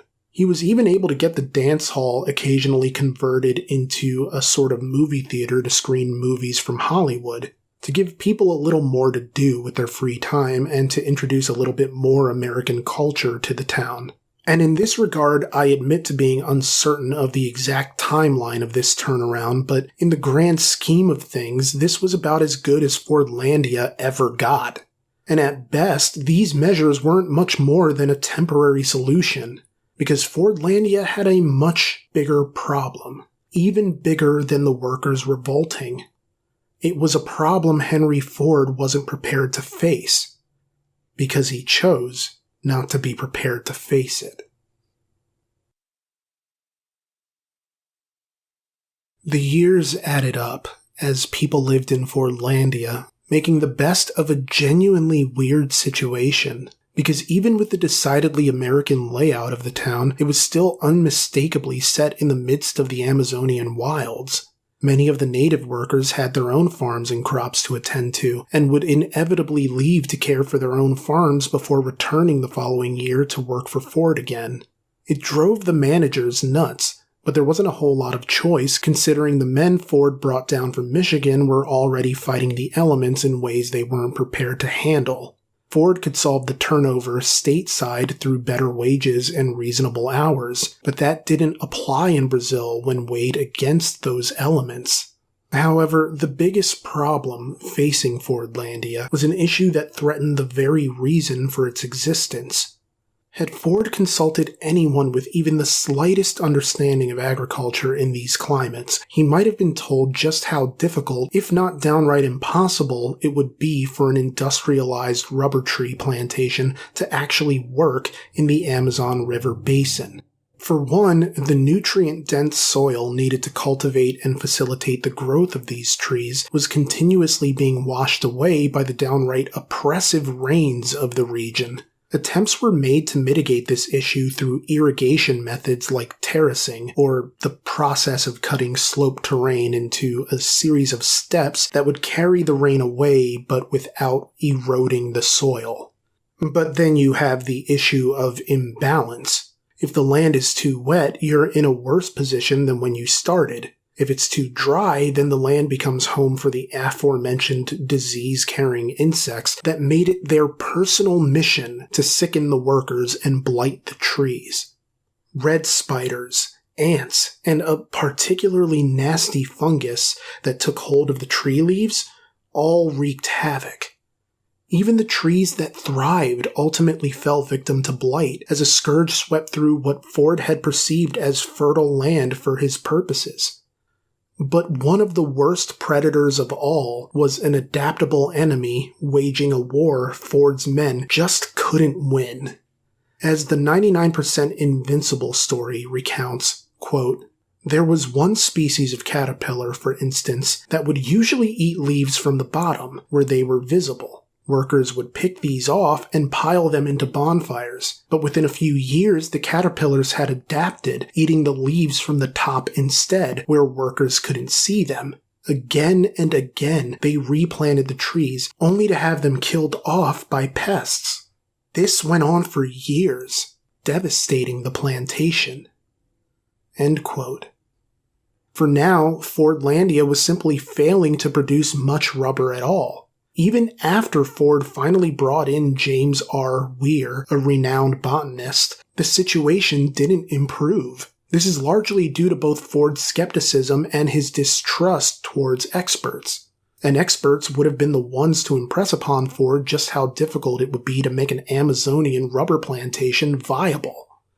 I mean, hell, if he had just spoken to the natives, they would have been able to tell him that. Matt Anderson of the Henry Ford Museum elaborated on Ford's stubbornness with regards to his belief in the plantation.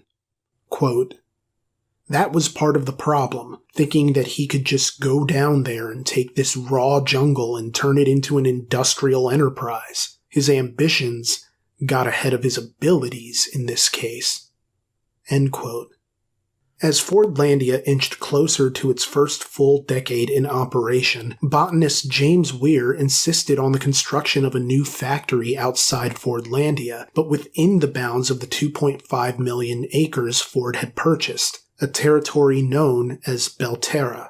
In essence, it was a full-scale relocation of part of the Fordlandia project. Belterra was located about 80 miles south of Fordlandia, where it was believed that the conditions would be more conducive to the type of plantation that Henry Ford was looking to establish. As nonprofit thehenryford.org recounts in their history of Fordlandia, Weir was very focused on doing what he could to turn this whole project around. Quote, "As Henry Wickham had originally spirited away rubber tree seedlings from Brazil half a century earlier, Weir obtained 2,046 buddings from high-producing trees in the Far East and brought them back to Brazil to start growing at Belterra. Weir founded a research laboratory and nursery at Belterra to experiment with producing high-yielding and disease-resistant strains of rubber. Fordlandia was not abandoned, but the major operations of the plantation were transferred to Belterra. By 1940, 500 employees were working at Fordlandia, while 2,500 employees were working at Belterra. The early success of Belterra partially had to do with Ford being more accommodating to the needs of the natives than at Fordlandia. A former sheriff, Curtis Pringle, was hired to manage the plantation, and he relaxed the Dearborn-style regulations that had been a problem at Fordlandia, deferring to local Brazilian customs for meals and entertainment. Belterra grew into a successful community. In 1940, the president of Brazil visited Belterra and praised it as a model community. In 1942, the first commercial tapping of the rubber trees began, and 750 tons of latex were produced. This was well short of the 38,000 tons Ford needed annually, but it was estimated that by 1950, the two plantations would produce that amount. End quote. It genuinely seemed for a moment that things could potentially change for the better, now with the strain of production no longer being limited to the singular Fordlandia, but being shared with its sister town of Belterra. But as the Natural History Museum's biography of James Weir explains, not everything could be solved by relocation. After resigning in 1938 when his new proposal for a plantation in Central America was rejected, Weir continued studying Hevea brasiliensis and the ways in which it might be cultivated. As it turns out, he got out of Fordlandia and Belterra just in time. A 3-year drought followed his departure, and the subsequent return of the rain caused severe wilting of the leaves. During his time studying Hevea brasiliensis around the country, Weir became so formidable an expert that he was enlisted as an advisor to the Venezuelan government on the subject of rubber production. But before long, the work became too much for Weir. He returned home to Indiana before passing away suddenly due to a brain hemorrhage in 1943 at the age of 61. Like Henry Ford, Weir was born and raised on a farm. Unlike Ford, it was to that farm where Weir returned in death, buried in the place he called home. By this point, Fordlandia had been around for over a decade, and the Second World War was taking its toll. The American auto industry took a hit when the government froze all new car production to redirect resources to the war effort. Yet the plantations continued producing rubber even in spite of an epidemic of leaf disease that spread throughout the plantation. Ultimately, the plantations never reached the initial optimistic projection numbers, as the project had long outlived whatever economic necessity had compelled its creation in the first place. The war years saw the advent of synthetic rubber, which put the final nail in Fordlandia, which had now become downright pointless for Ford. All the more so once rubber operations reopened in the Far East at the end of the war. And even if Fordlandia had somehow been a success, Henry Ford himself was becoming an increasingly controversial figure in the public eye. Author Joshua Hammer recounts at length just the extent to which Henry Ford faced criticism domestically. Quote, "As his pet project floundered in Brazil, Ford was becoming unpopular at home. His progressive qualities had always been shadowed by resentments. He was an admirer of fascists and Nazis, an anti-Semite. He did much to popularize the protocols of the Elders of Zion, and a deadly enemy of labor unions. His aide-de-camp, Harry Bennett, a former boxer, ran a 3,000-man private army that spied on Ford workers and attacked employees suspected of union sympathies with guns, whips, blackjacks, and other persuaders. The onset of the Great Depression deepened Ford's antipathies and intensified his search for scapegoats. He became an admirer of the anti-Semitic radio host Father Coughlin, who defended violence against the Jews during Kristallnacht in 1938. His battle against workers' rights grew more brutal. On March 7, 1932, Bennett's servicemen opened fire on laid-off Ford employees marching to his River Rouge plant to demand jobs and food relief, killing 5. Reporters and photographers on the scene recorded the killings. Ford, who had fallen out of favor with both American workers and leading journalists, was scorned by Edmund Wilson in Scribner's as the despot of Dearborn. Sinclair Lewis wrote an expose about Bennett, describing him as a general of the gangster army and boon companion of the old man sitting in his estate on the hill, well within hearing of the shooting. Ford was caught up in a tangle of contradictions. He was a suffragist who didn't offer women the same $5 a day wage he did men. He passionately advocated placing U.S. sovereignty under the authority of the League of Nations and talked about the need to establish a world government well into the 1940s, but then condemned Jews for their internationalism. He called for the nationalization of the railroads and telegraph and telephone service, yet he hated Franklin Delano Roosevelt and refused to abide by New Deal regulation. He exalted the dignity of the worker and fashioned himself a scourge of the capitalist, but was violently opposed to unionism. And he was a radical pacifist who once conceded that one last great war might be needed to finally bring about world disarmament. Ford clung to his vision of the industrial agricultural utopia. He regarded Fordlandia as an idyllic counterpoint to troubled America, and he exhorted his administrators and scientists to perfect the new society. End quote.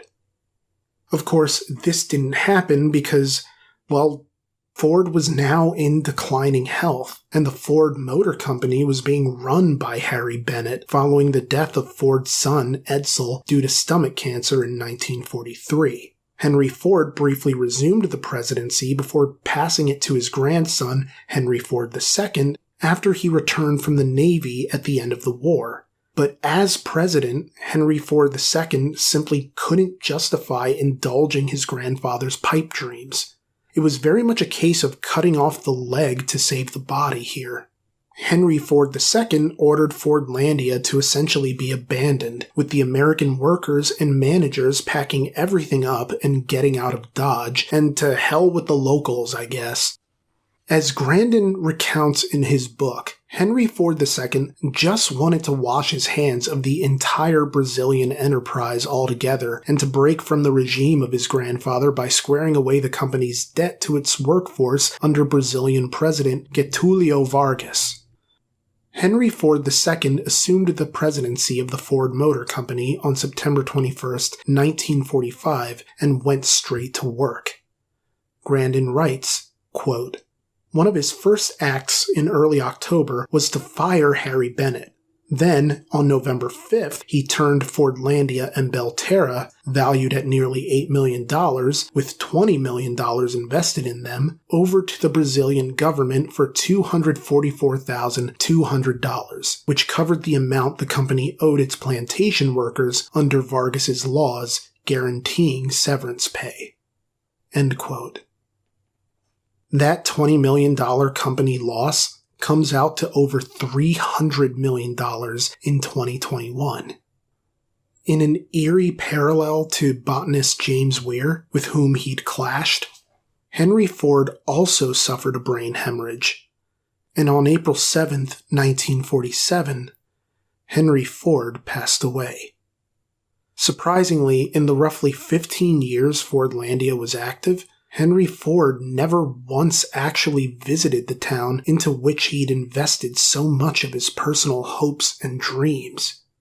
He ran Fordlandia from the comfort of his Michigan offices and estate, and while it is said that he was planning to travel to Boa Vista at one point, the death of his son Edsel just 40 days before he planned to leave ultimately curtailed those plans.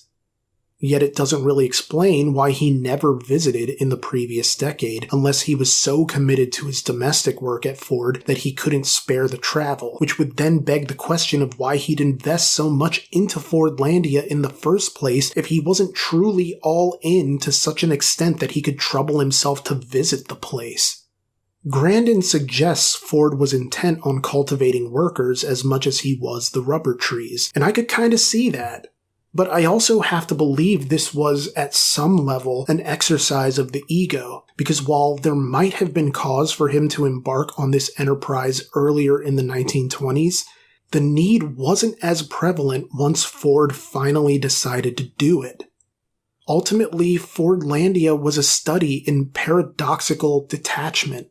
To be so devoted to the success of a single idea, while seeming combative to any suggestions that might allow it to work, and simultaneously avoiding ever having to set foot in this alleged utopia he was creating. Citizens truly hoped that Henry Ford would one day visit them in Fordlandia, believing that if he ever did, it would renew his commitment to seeing the land thrive. A Brazilian travel guide sums up the elegiac quality of the town that remains. Quote, "Fordlandia was born and died expecting a visit from its patron." End quote. The travel guide goes on to add that the town would keep, quote, "one of the rooms of the best house in the American neighborhood in a permanent state of preparation." End quote. Yet the day of Henry Ford's arrival never came, and the town was locked in a spell of broken clocks, a citizenry teeming with Miss Havisham figures, frozen forever in the moment they were let down. And so ends the tale of Fordlandia. Sort of. When Fordlandia was abandoned by the Ford Motor Company and sold back to the Brazilian government, their Ministry of Agriculture attempted to get value out of the project. For roughly 20 years between the 1950s and the 70s, ministry employees were moved into the old Fordlandia abodes with their families for work, But the land was no more forgiving to native Brazilians than the Americans who tried to tame it. A 1931 article in the Indian Rubber Journal foretold of just this issue long before the fall of Fordlandia, a town which, one could argue, had never been seen to rise. Quote, Mr. Ford's presumed object is to grow his own rubber, but it only requires a few months' stay on the concession to realize that, although rubber may eventually be grown there, the cost, both of bringing the area into bearing and producing the rubber, will be so fantastically enormous that the whole scheme from a commercial point of view is doomed to failure. At any rate, it is the writer's contention that the Eastern planter need not worry from any competition from rubber produced by the Ford Company on the Amazon for at least another 100 years. That is, judging by the rate of progress made up to date. End quote. Yet even when the Brazilian government themselves gave up on Fordlandia, the people remained. Not many, as it became something of a ghost town over time, but descendants of the Ministry of Agriculture employees who were born, raised, and lived in Fordlandia remained in their homes, even as the population dwindled. By the end of the 2000s, only about 90 people remained there. 90. 90. To whom medical services were offered by doctors being brought in for relatively infrequent visits by boat.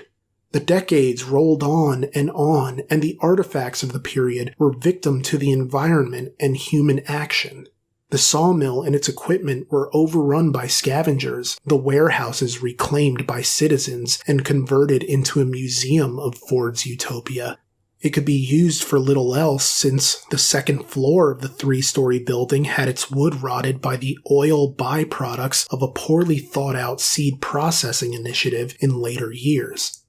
Looters took the hospital apart, piece by piece, until there wasn't much remaining but boxes of potentially radioactive materials the populace demanded the government remove. The iconic water tower still stands proudly, albeit without the Ford logo as anything more than the hint of a faded brand. The water treatment plant still works, and the original plumbing is intact, and even the American village, where the managers lived separately from the natives, still stands. However, it was plundered of its silverware and other valuables in the years since the sudden abandonment. And more power to the populace. No one was coming back for any of those things, any more than Henry Ford would have set foot there to see for himself in the first place. For a guy who claimed to be a man of principles, there were many, many marks against Henry Ford as a human being, and even as a businessman. Fordlandia's diminishment can be read as proxy for the moral and ethical decay of a man who too easily gave in to the rhetoric of hatred and subordination. Yet useful things can still spring forth from even the most ignorantly inclined. The town, which would become a district of Aveiro, a municipality in the state of Pará, would eventually catch a second wind in the 2010s. Whether through coverage in documentaries or in albums, economic considerations, or just plain curiosity, Fordlandia has seen a population growth reaching between 2,000 to 3,000 residents as of around 2017. It's a modest town with very little in the way of conventional businesses and amenities. But many of the buildings of Ford's era remain, dilapidated and in disrepair as they may be. Citizens walk these American-adjacent streets, and children play and shout and go to school. People are born, live, and die in this town. That it ultimately didn't become what its founder set out to make it is almost immaterial to what it is now. A town with a less than rosy past.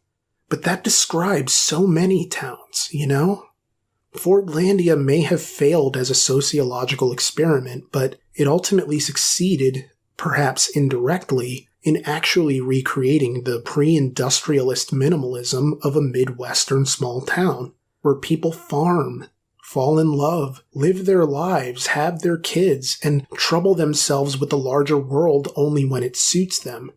Not every place is going to be an ideal spot to manufacture the elements necessary for the automotive industry to thrive. But building a place people can call home, whether by intention or circumstance, can be something larger than an industry itself. Edsel. 5 letters that have become synonymous with automotive disaster. It was seen as a potential moneymaker in its own time, but circumstances essentially doomed the Edsel to become the automotive Heaven's Gate, the movie, not the cult, though you could argue the Edsel's end was similarly disastrous. By 1960, it was kind of a miracle that Ford executives could even sit down from all the butthurt surrounding this car's failure.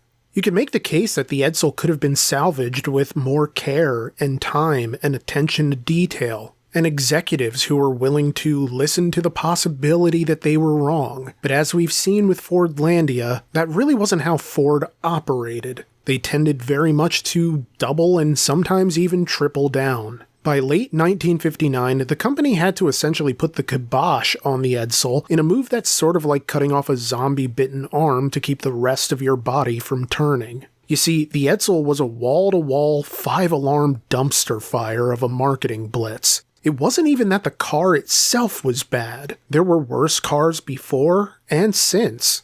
I mean, I could probably get an hour and a half minimum out of talking about the Pinto. But realistically, I mean, the Edsel wasn't that bad in comparison. It came out the same year as the '58 Zundap Janus, a German car so ugly you could use a picture of it to figure out when you've had too much to drink. Because if this starts to look attractive to you, it's time to hand your keys to a friend.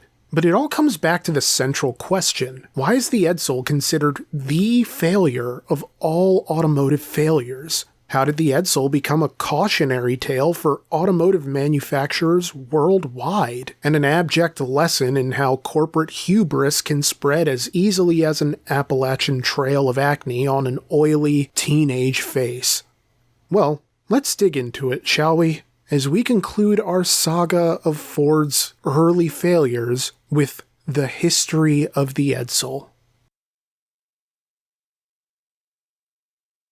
It all started way the hell back in 1945. Henry Ford was forced into retirement and was succeeded by Henry Ford II, his grandson.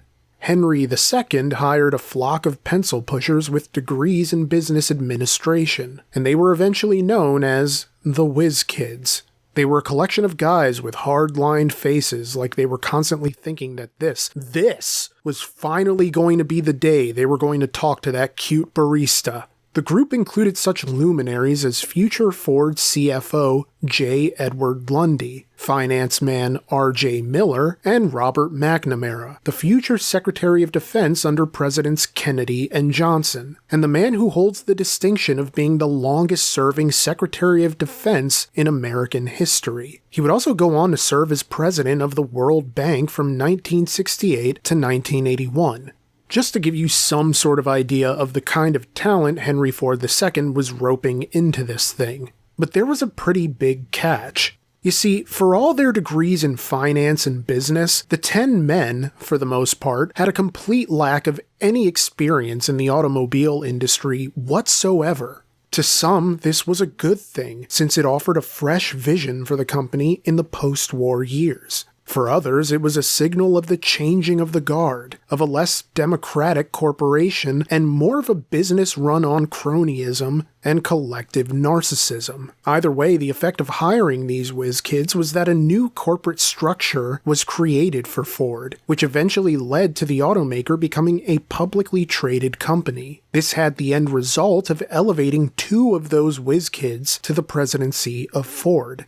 McNamara became the first non-Ford family member to become the president of the company when he was selected in 1960, and R.J. Miller would follow him later that decade.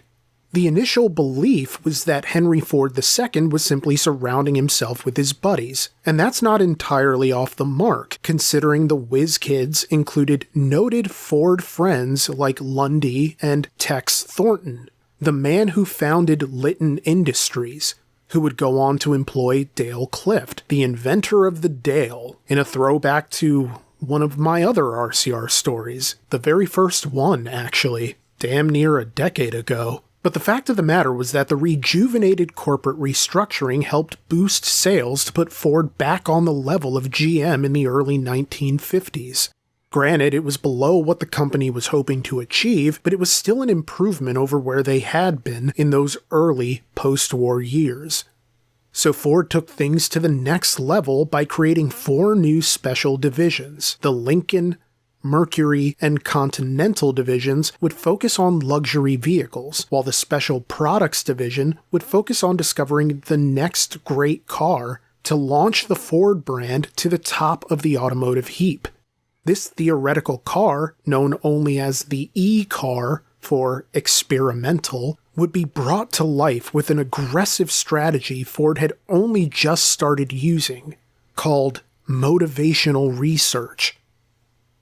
It's what we would come to know today as market research. And while market research is as common today as those videos on TikTok where it's somebody playing Minecraft over Reddit stories, it was a fairly novel approach in the 1950s, as it allowed corporations to interact more directly with the customers they were aiming to please, at least in theory. The goal of this approach was not just to figure out the things consumers wanted, even if they might not know they wanted them, but how to talk them into wanting something they might not have otherwise considered. It's a principle that follows off of Henry Ford's famous quote that if he had asked people what they wanted back in his heyday, they would have said a faster horse. Of course, the quote is possibly an apocryphal bit of fluff that Ford might not have actually said, but it's long been attributed to him anyway, and it follows from the same notion that consumers are flimsy and generally have no idea what they want, so it's up to the benevolent corporation to figure it out for them. So Ford brought in a man named David Wallace as manager of market research for the Special Products division. Now, he didn't have any more experience in the automotive industry than any of the other whiz kids did when they joined Ford, but Wallace had a background as market researcher for Time magazine, and much like the whiz kids before him, Wallace could provide a fresh perspective as an auto industry outsider. So it was up to Wallace to not only lead the market research efforts, but also come up with a name for the E-car. Now you would think coming up with a cool name for a new car would be easier than picking through hundreds, if not thousands, of potential consumers and figuring out what in the blue blessed hell they wanted out of a car. But you'd be mistaken. Strangely enough, one of the earliest names considered for the car was Edsel, after Henry Ford II's father, who, incidentally enough, was one of the most popular guys in the history of the company. The people who worked with him and knew him wanted to honor him by naming the car after him. But Henry Ford II hated the name, so it was back to the drawing board to try and come up with a better name. Any name that wasn't Edsel. Before setting out to choose a name for the E-car, Wallace laid down a few ground rules. For one, it had to be short, with 2 syllables, 3 at most. It also needed to be something relatively straightforward, but also distinct. It should begin with the letters C, S, or J, or other letters that could easily be prettied up with ornamental typeface.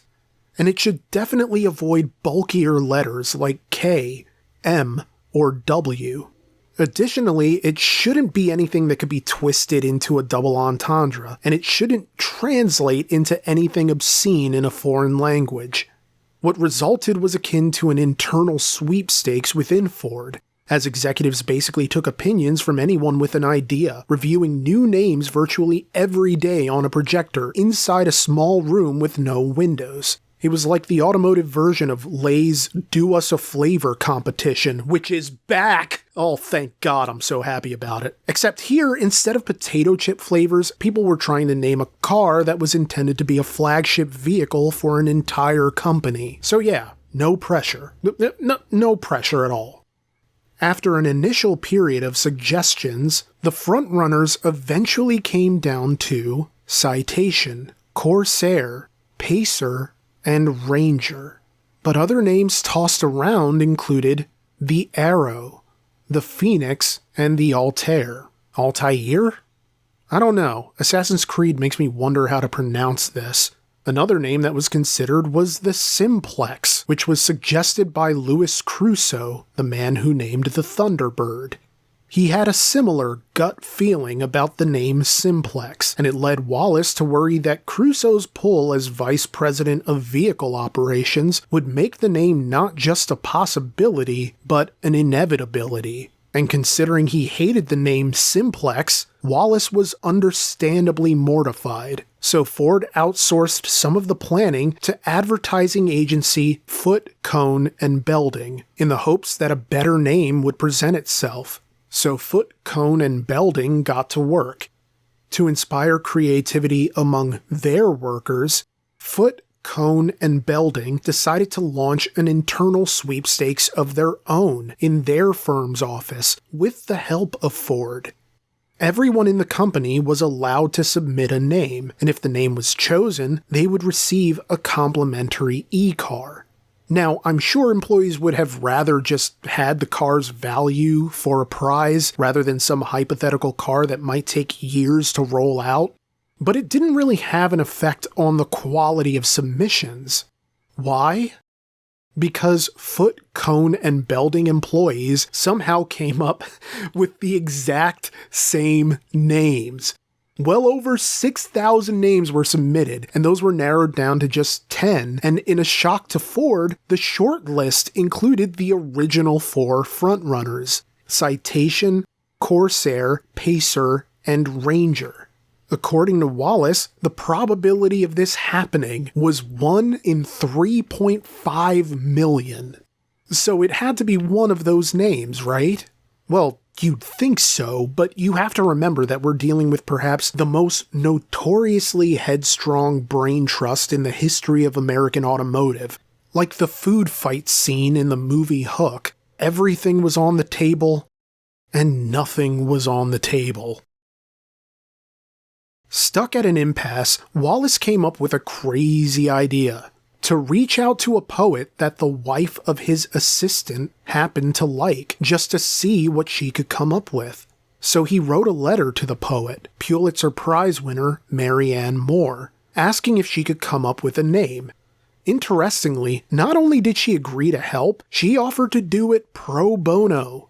Because he didn't expect a reply when he solicited her help, Wallace didn't bother giving any of the guidelines he'd given to his own team, meaning he received all sorts of utterly ridiculous names.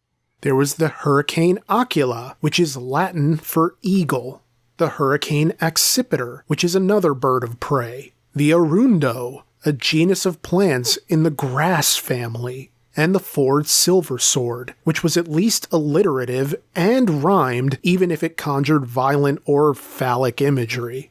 And those were the tame ones.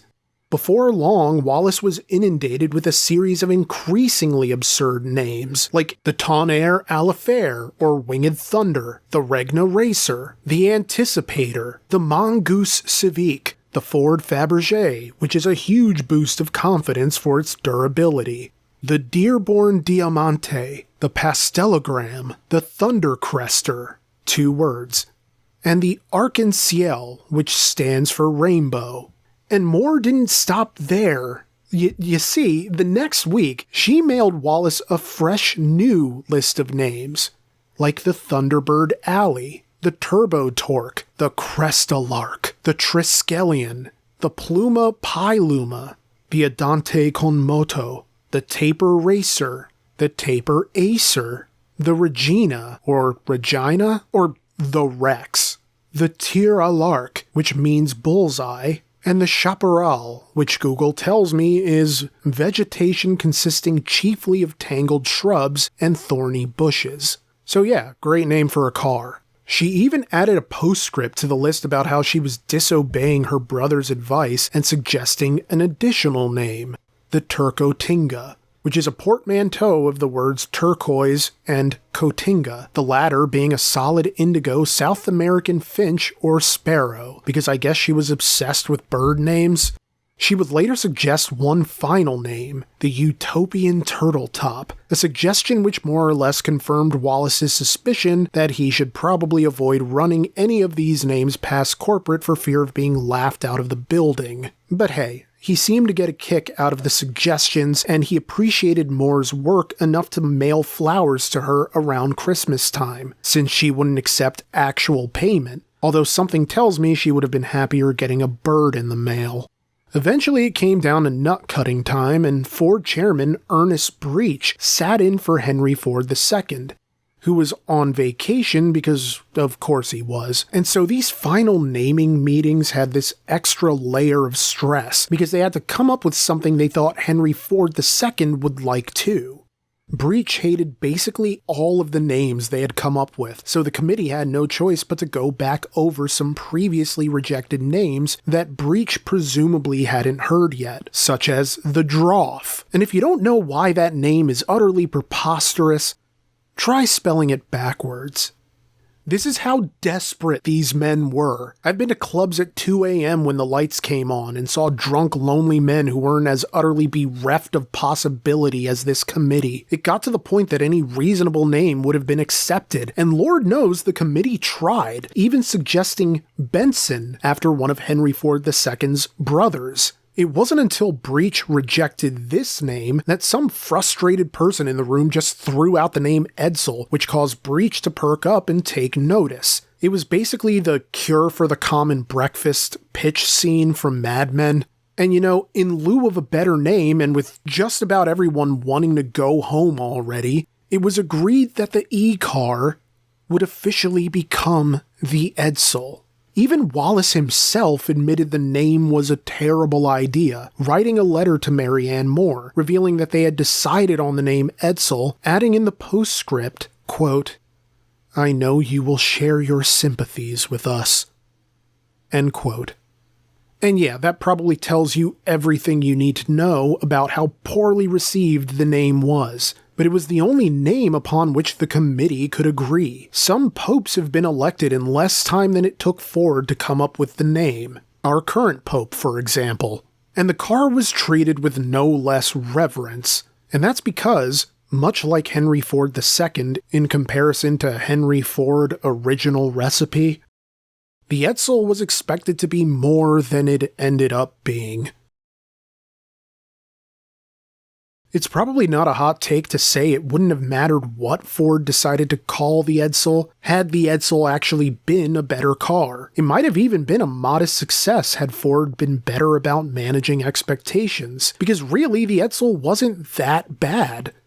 For instance, despite the styling not being up to standards of what the public wanted in the late 1950s, the Edsel did offer several features that were innovative for its time, such as a rolling dome speedometer that lit up if you exceeded your pre-programmed speed limit, and a push-button system that automatically shifted the transmission using an electric servo motor. Sure, Chrysler technically did this first with the PowerFlight and TorqueFlight transmissions in 1956, and in fact you could go back even further to the Vulcan electric gearshift system in 1913, which was offered by, among others, the SGV Company in good old Reading, PA. Home sweet home.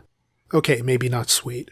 But Ford was looking to make the Edsel more aesthetically pleasing by making the steering wheel more of a driver's hub, cleaning up the dashboard by eliminating the obstructive column-mounted shifter, and generally just giving everything a sleeker, more driver-friendly appearance. Of course, traditionalists could return to the comforting reassurance of the optional column shifter and a 3-speed manual transmission.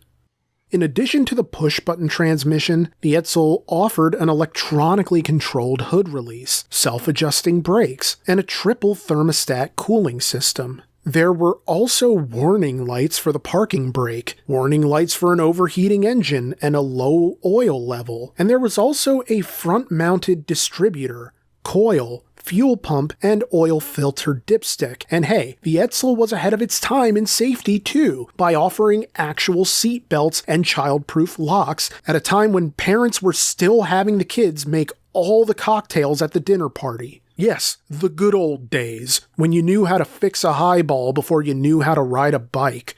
As far as functionality, the Edsel could take you from 0 to 60 in 10.2 seconds on the standard E400 V8, which had 361 cubic inch displacement and made 303 horsepower at 4,600 RPM and 400 pound-feet of torque at 2,800 RPM. In a funny little fact, Ford would actually display the torque rating on the engine to make it appear more powerful, since it was a bigger number. This was just another instance of functionality that couldn't live up to presentation. Internal projections had first-year sales hitting 200,000 units, but in reality, production for 1958 didn't exceed 63,107 units. The chickens were finally coming home to roost, and by this point, it was hard to say many people at Ford were surprised. In fact, given the tumultuous nature of its planning and development, it would have been a Rudy-like success story had it ended any other way than how it did. Because like Rudy, it probably would have been mostly fiction. I mean, this car was positively marred by one issue after another, even after cars started rolling off the factory line. Take the Teletouch system, for instance. The problem with Teletouch was that it wasn't nearly as convenient as its marketing would suggest. You get this little pod with these buttons in the center, and while it's not exactly difficult to push buttons at the center of a steering wheel, and while the buttons remain locked in place so they wouldn't change position with the motion of the wheel, so many drivers were used to the car horn being there that there was an inherent risk of dangerous gear changes. Now granted, the risk was relatively low, considering that the Edsel had an electro-hydraulic inhibitor switch to prevent just this thing from occurring at speeds above 5 miles per hour. But push-button transmissions were eventually phased out due to industry-wide safety concerns, although I guess they're back on such vehicles as the Lincoln Nautilus Reserve. So yeah, regardless of how well this did or didn't work, one of the Edsel's biggest features would still have been rendered obsolete. Other factors working against the Edsel was a simple fact that's felled many cars before and countless cars since. The Edsel hit the market during a recession. Sales were down across the board in the automotive industry in 1958 due to the Eisenhower recession, with Mercury taking a 48% hit from the year previous, Dodge declining 47%, Buick 33%, Pontiac 28%, and Oldsmobile 18%. Basically, Ford picked one of the worst years since the Great Depression to debut a new car, especially when you factor in the habits of the buying public had largely changed, with many going towards smaller models with an emphasis on fuel efficiency. To make matters even more ridiculous, because assembly on the Edsel was run between Fords and Mercurys, assemblers would become mixed up in their routines and would occasionally forget to install certain parts, and some of the parts that were installed were the wrong ones and didn't even fit properly, but they would still be shipped. So dealers were getting these unfinished or poorly finished cars with missing parts that were difficult to replace. Ford tried like hell to cover their ass with aggressive marketing, but if the dealerships aren't on your side, there isn't a whole lot you can do. With that said, the marketing was honestly kind of brilliant, because Ford funded a variety series on CBS called The Edsel Show, a 1-hour special that featured Frank Sinatra, Bing Crosby, Louis Armstrong, Rosemary Clooney, and Bob Hope. It was a murderer's row of world-class top-name talent. It premiered on October 13th, 1957, and became one of the highest-rated shows of that year, even earning an Emmy nomination for Best Single Program of the Year, although it lost to Playhouse 90. And yet, while the Edsel itself was promoted on the show, which, again, drew monster ratings, nobody seemed to care about the car itself. Sure, Ford tried to tease audiences by paying for full-page ads in Life magazine, where they used blurry photos or Edsels hidden by car covers to entice consumers, but the enthusiasm for the car just wasn't there. And they couldn't make it appear out of nothing. I mean, if people just didn't care, they didn't care. Fortunes didn't really improve in the years ahead either, and by years I mean all 2 of them. By August 1959, Ford was reluctantly preparing the first 1960 Edsel pre-production cars. However, a little over 3 months later, on November 19, 1959, Ford announced that it would discontinue the Edsel, with the final ad appearing in the Saturday Evening Post just 2 days later, as a sort of grim postscript to the car's failure. Ultimately, the marketing only carries so far. The real problem with the Edsel was that it wasn't a strong enough product to overcome its downward spiral, all-hands-on-deck approach. Because if anything, all hands were too damn many. Everyone had a say in the Edsel, from low-level employees to consumers themselves. Hell, I'm kind of surprised the failure of the car didn't cause Ford to swear off market research altogether. But then, it seems everyone took an L on this one. Marketing can't be everything, because when marketing is everything, we get No Man's Sky. You get my debut album. It's like having your mom do all your Tinder flirting for you. No matter how great of a guy you are, she's always going to write a check you just can't cash. Because you're her baby, and it's only natural she's going to talk you up like the second coming. And this was Ford's baby, but Ford decided it wasn't worth it to have the Edsel hanging around, eating all the apple butter and bringing in next to nothing from a seasonal job as a tour guide at Crystal Cave. As with any failure in the auto industry, Ford had to know when to let go. And if there's any silver lining in this for the company, it was that they managed to recognize that point sooner than most. Yet, as we would see over a decade later with the Pinto, Ford still had many more lessons left to learn. Ford Motor Company is in no way unique among American automakers or even worldwide automakers in the amount of early failures or even continuous failures. Success in the automotive industry requires failure. As Yoda said, the greatest teacher failure is. Some learn from failure and others just double and triple down. The fact that the company is still kicking and continuing to find ways to innovate within their specific sphere of influence speaks to a flexibility of thought and conception that maybe didn't exist in the 1950s. Are they a great automaker? I'll leave that for you to decide.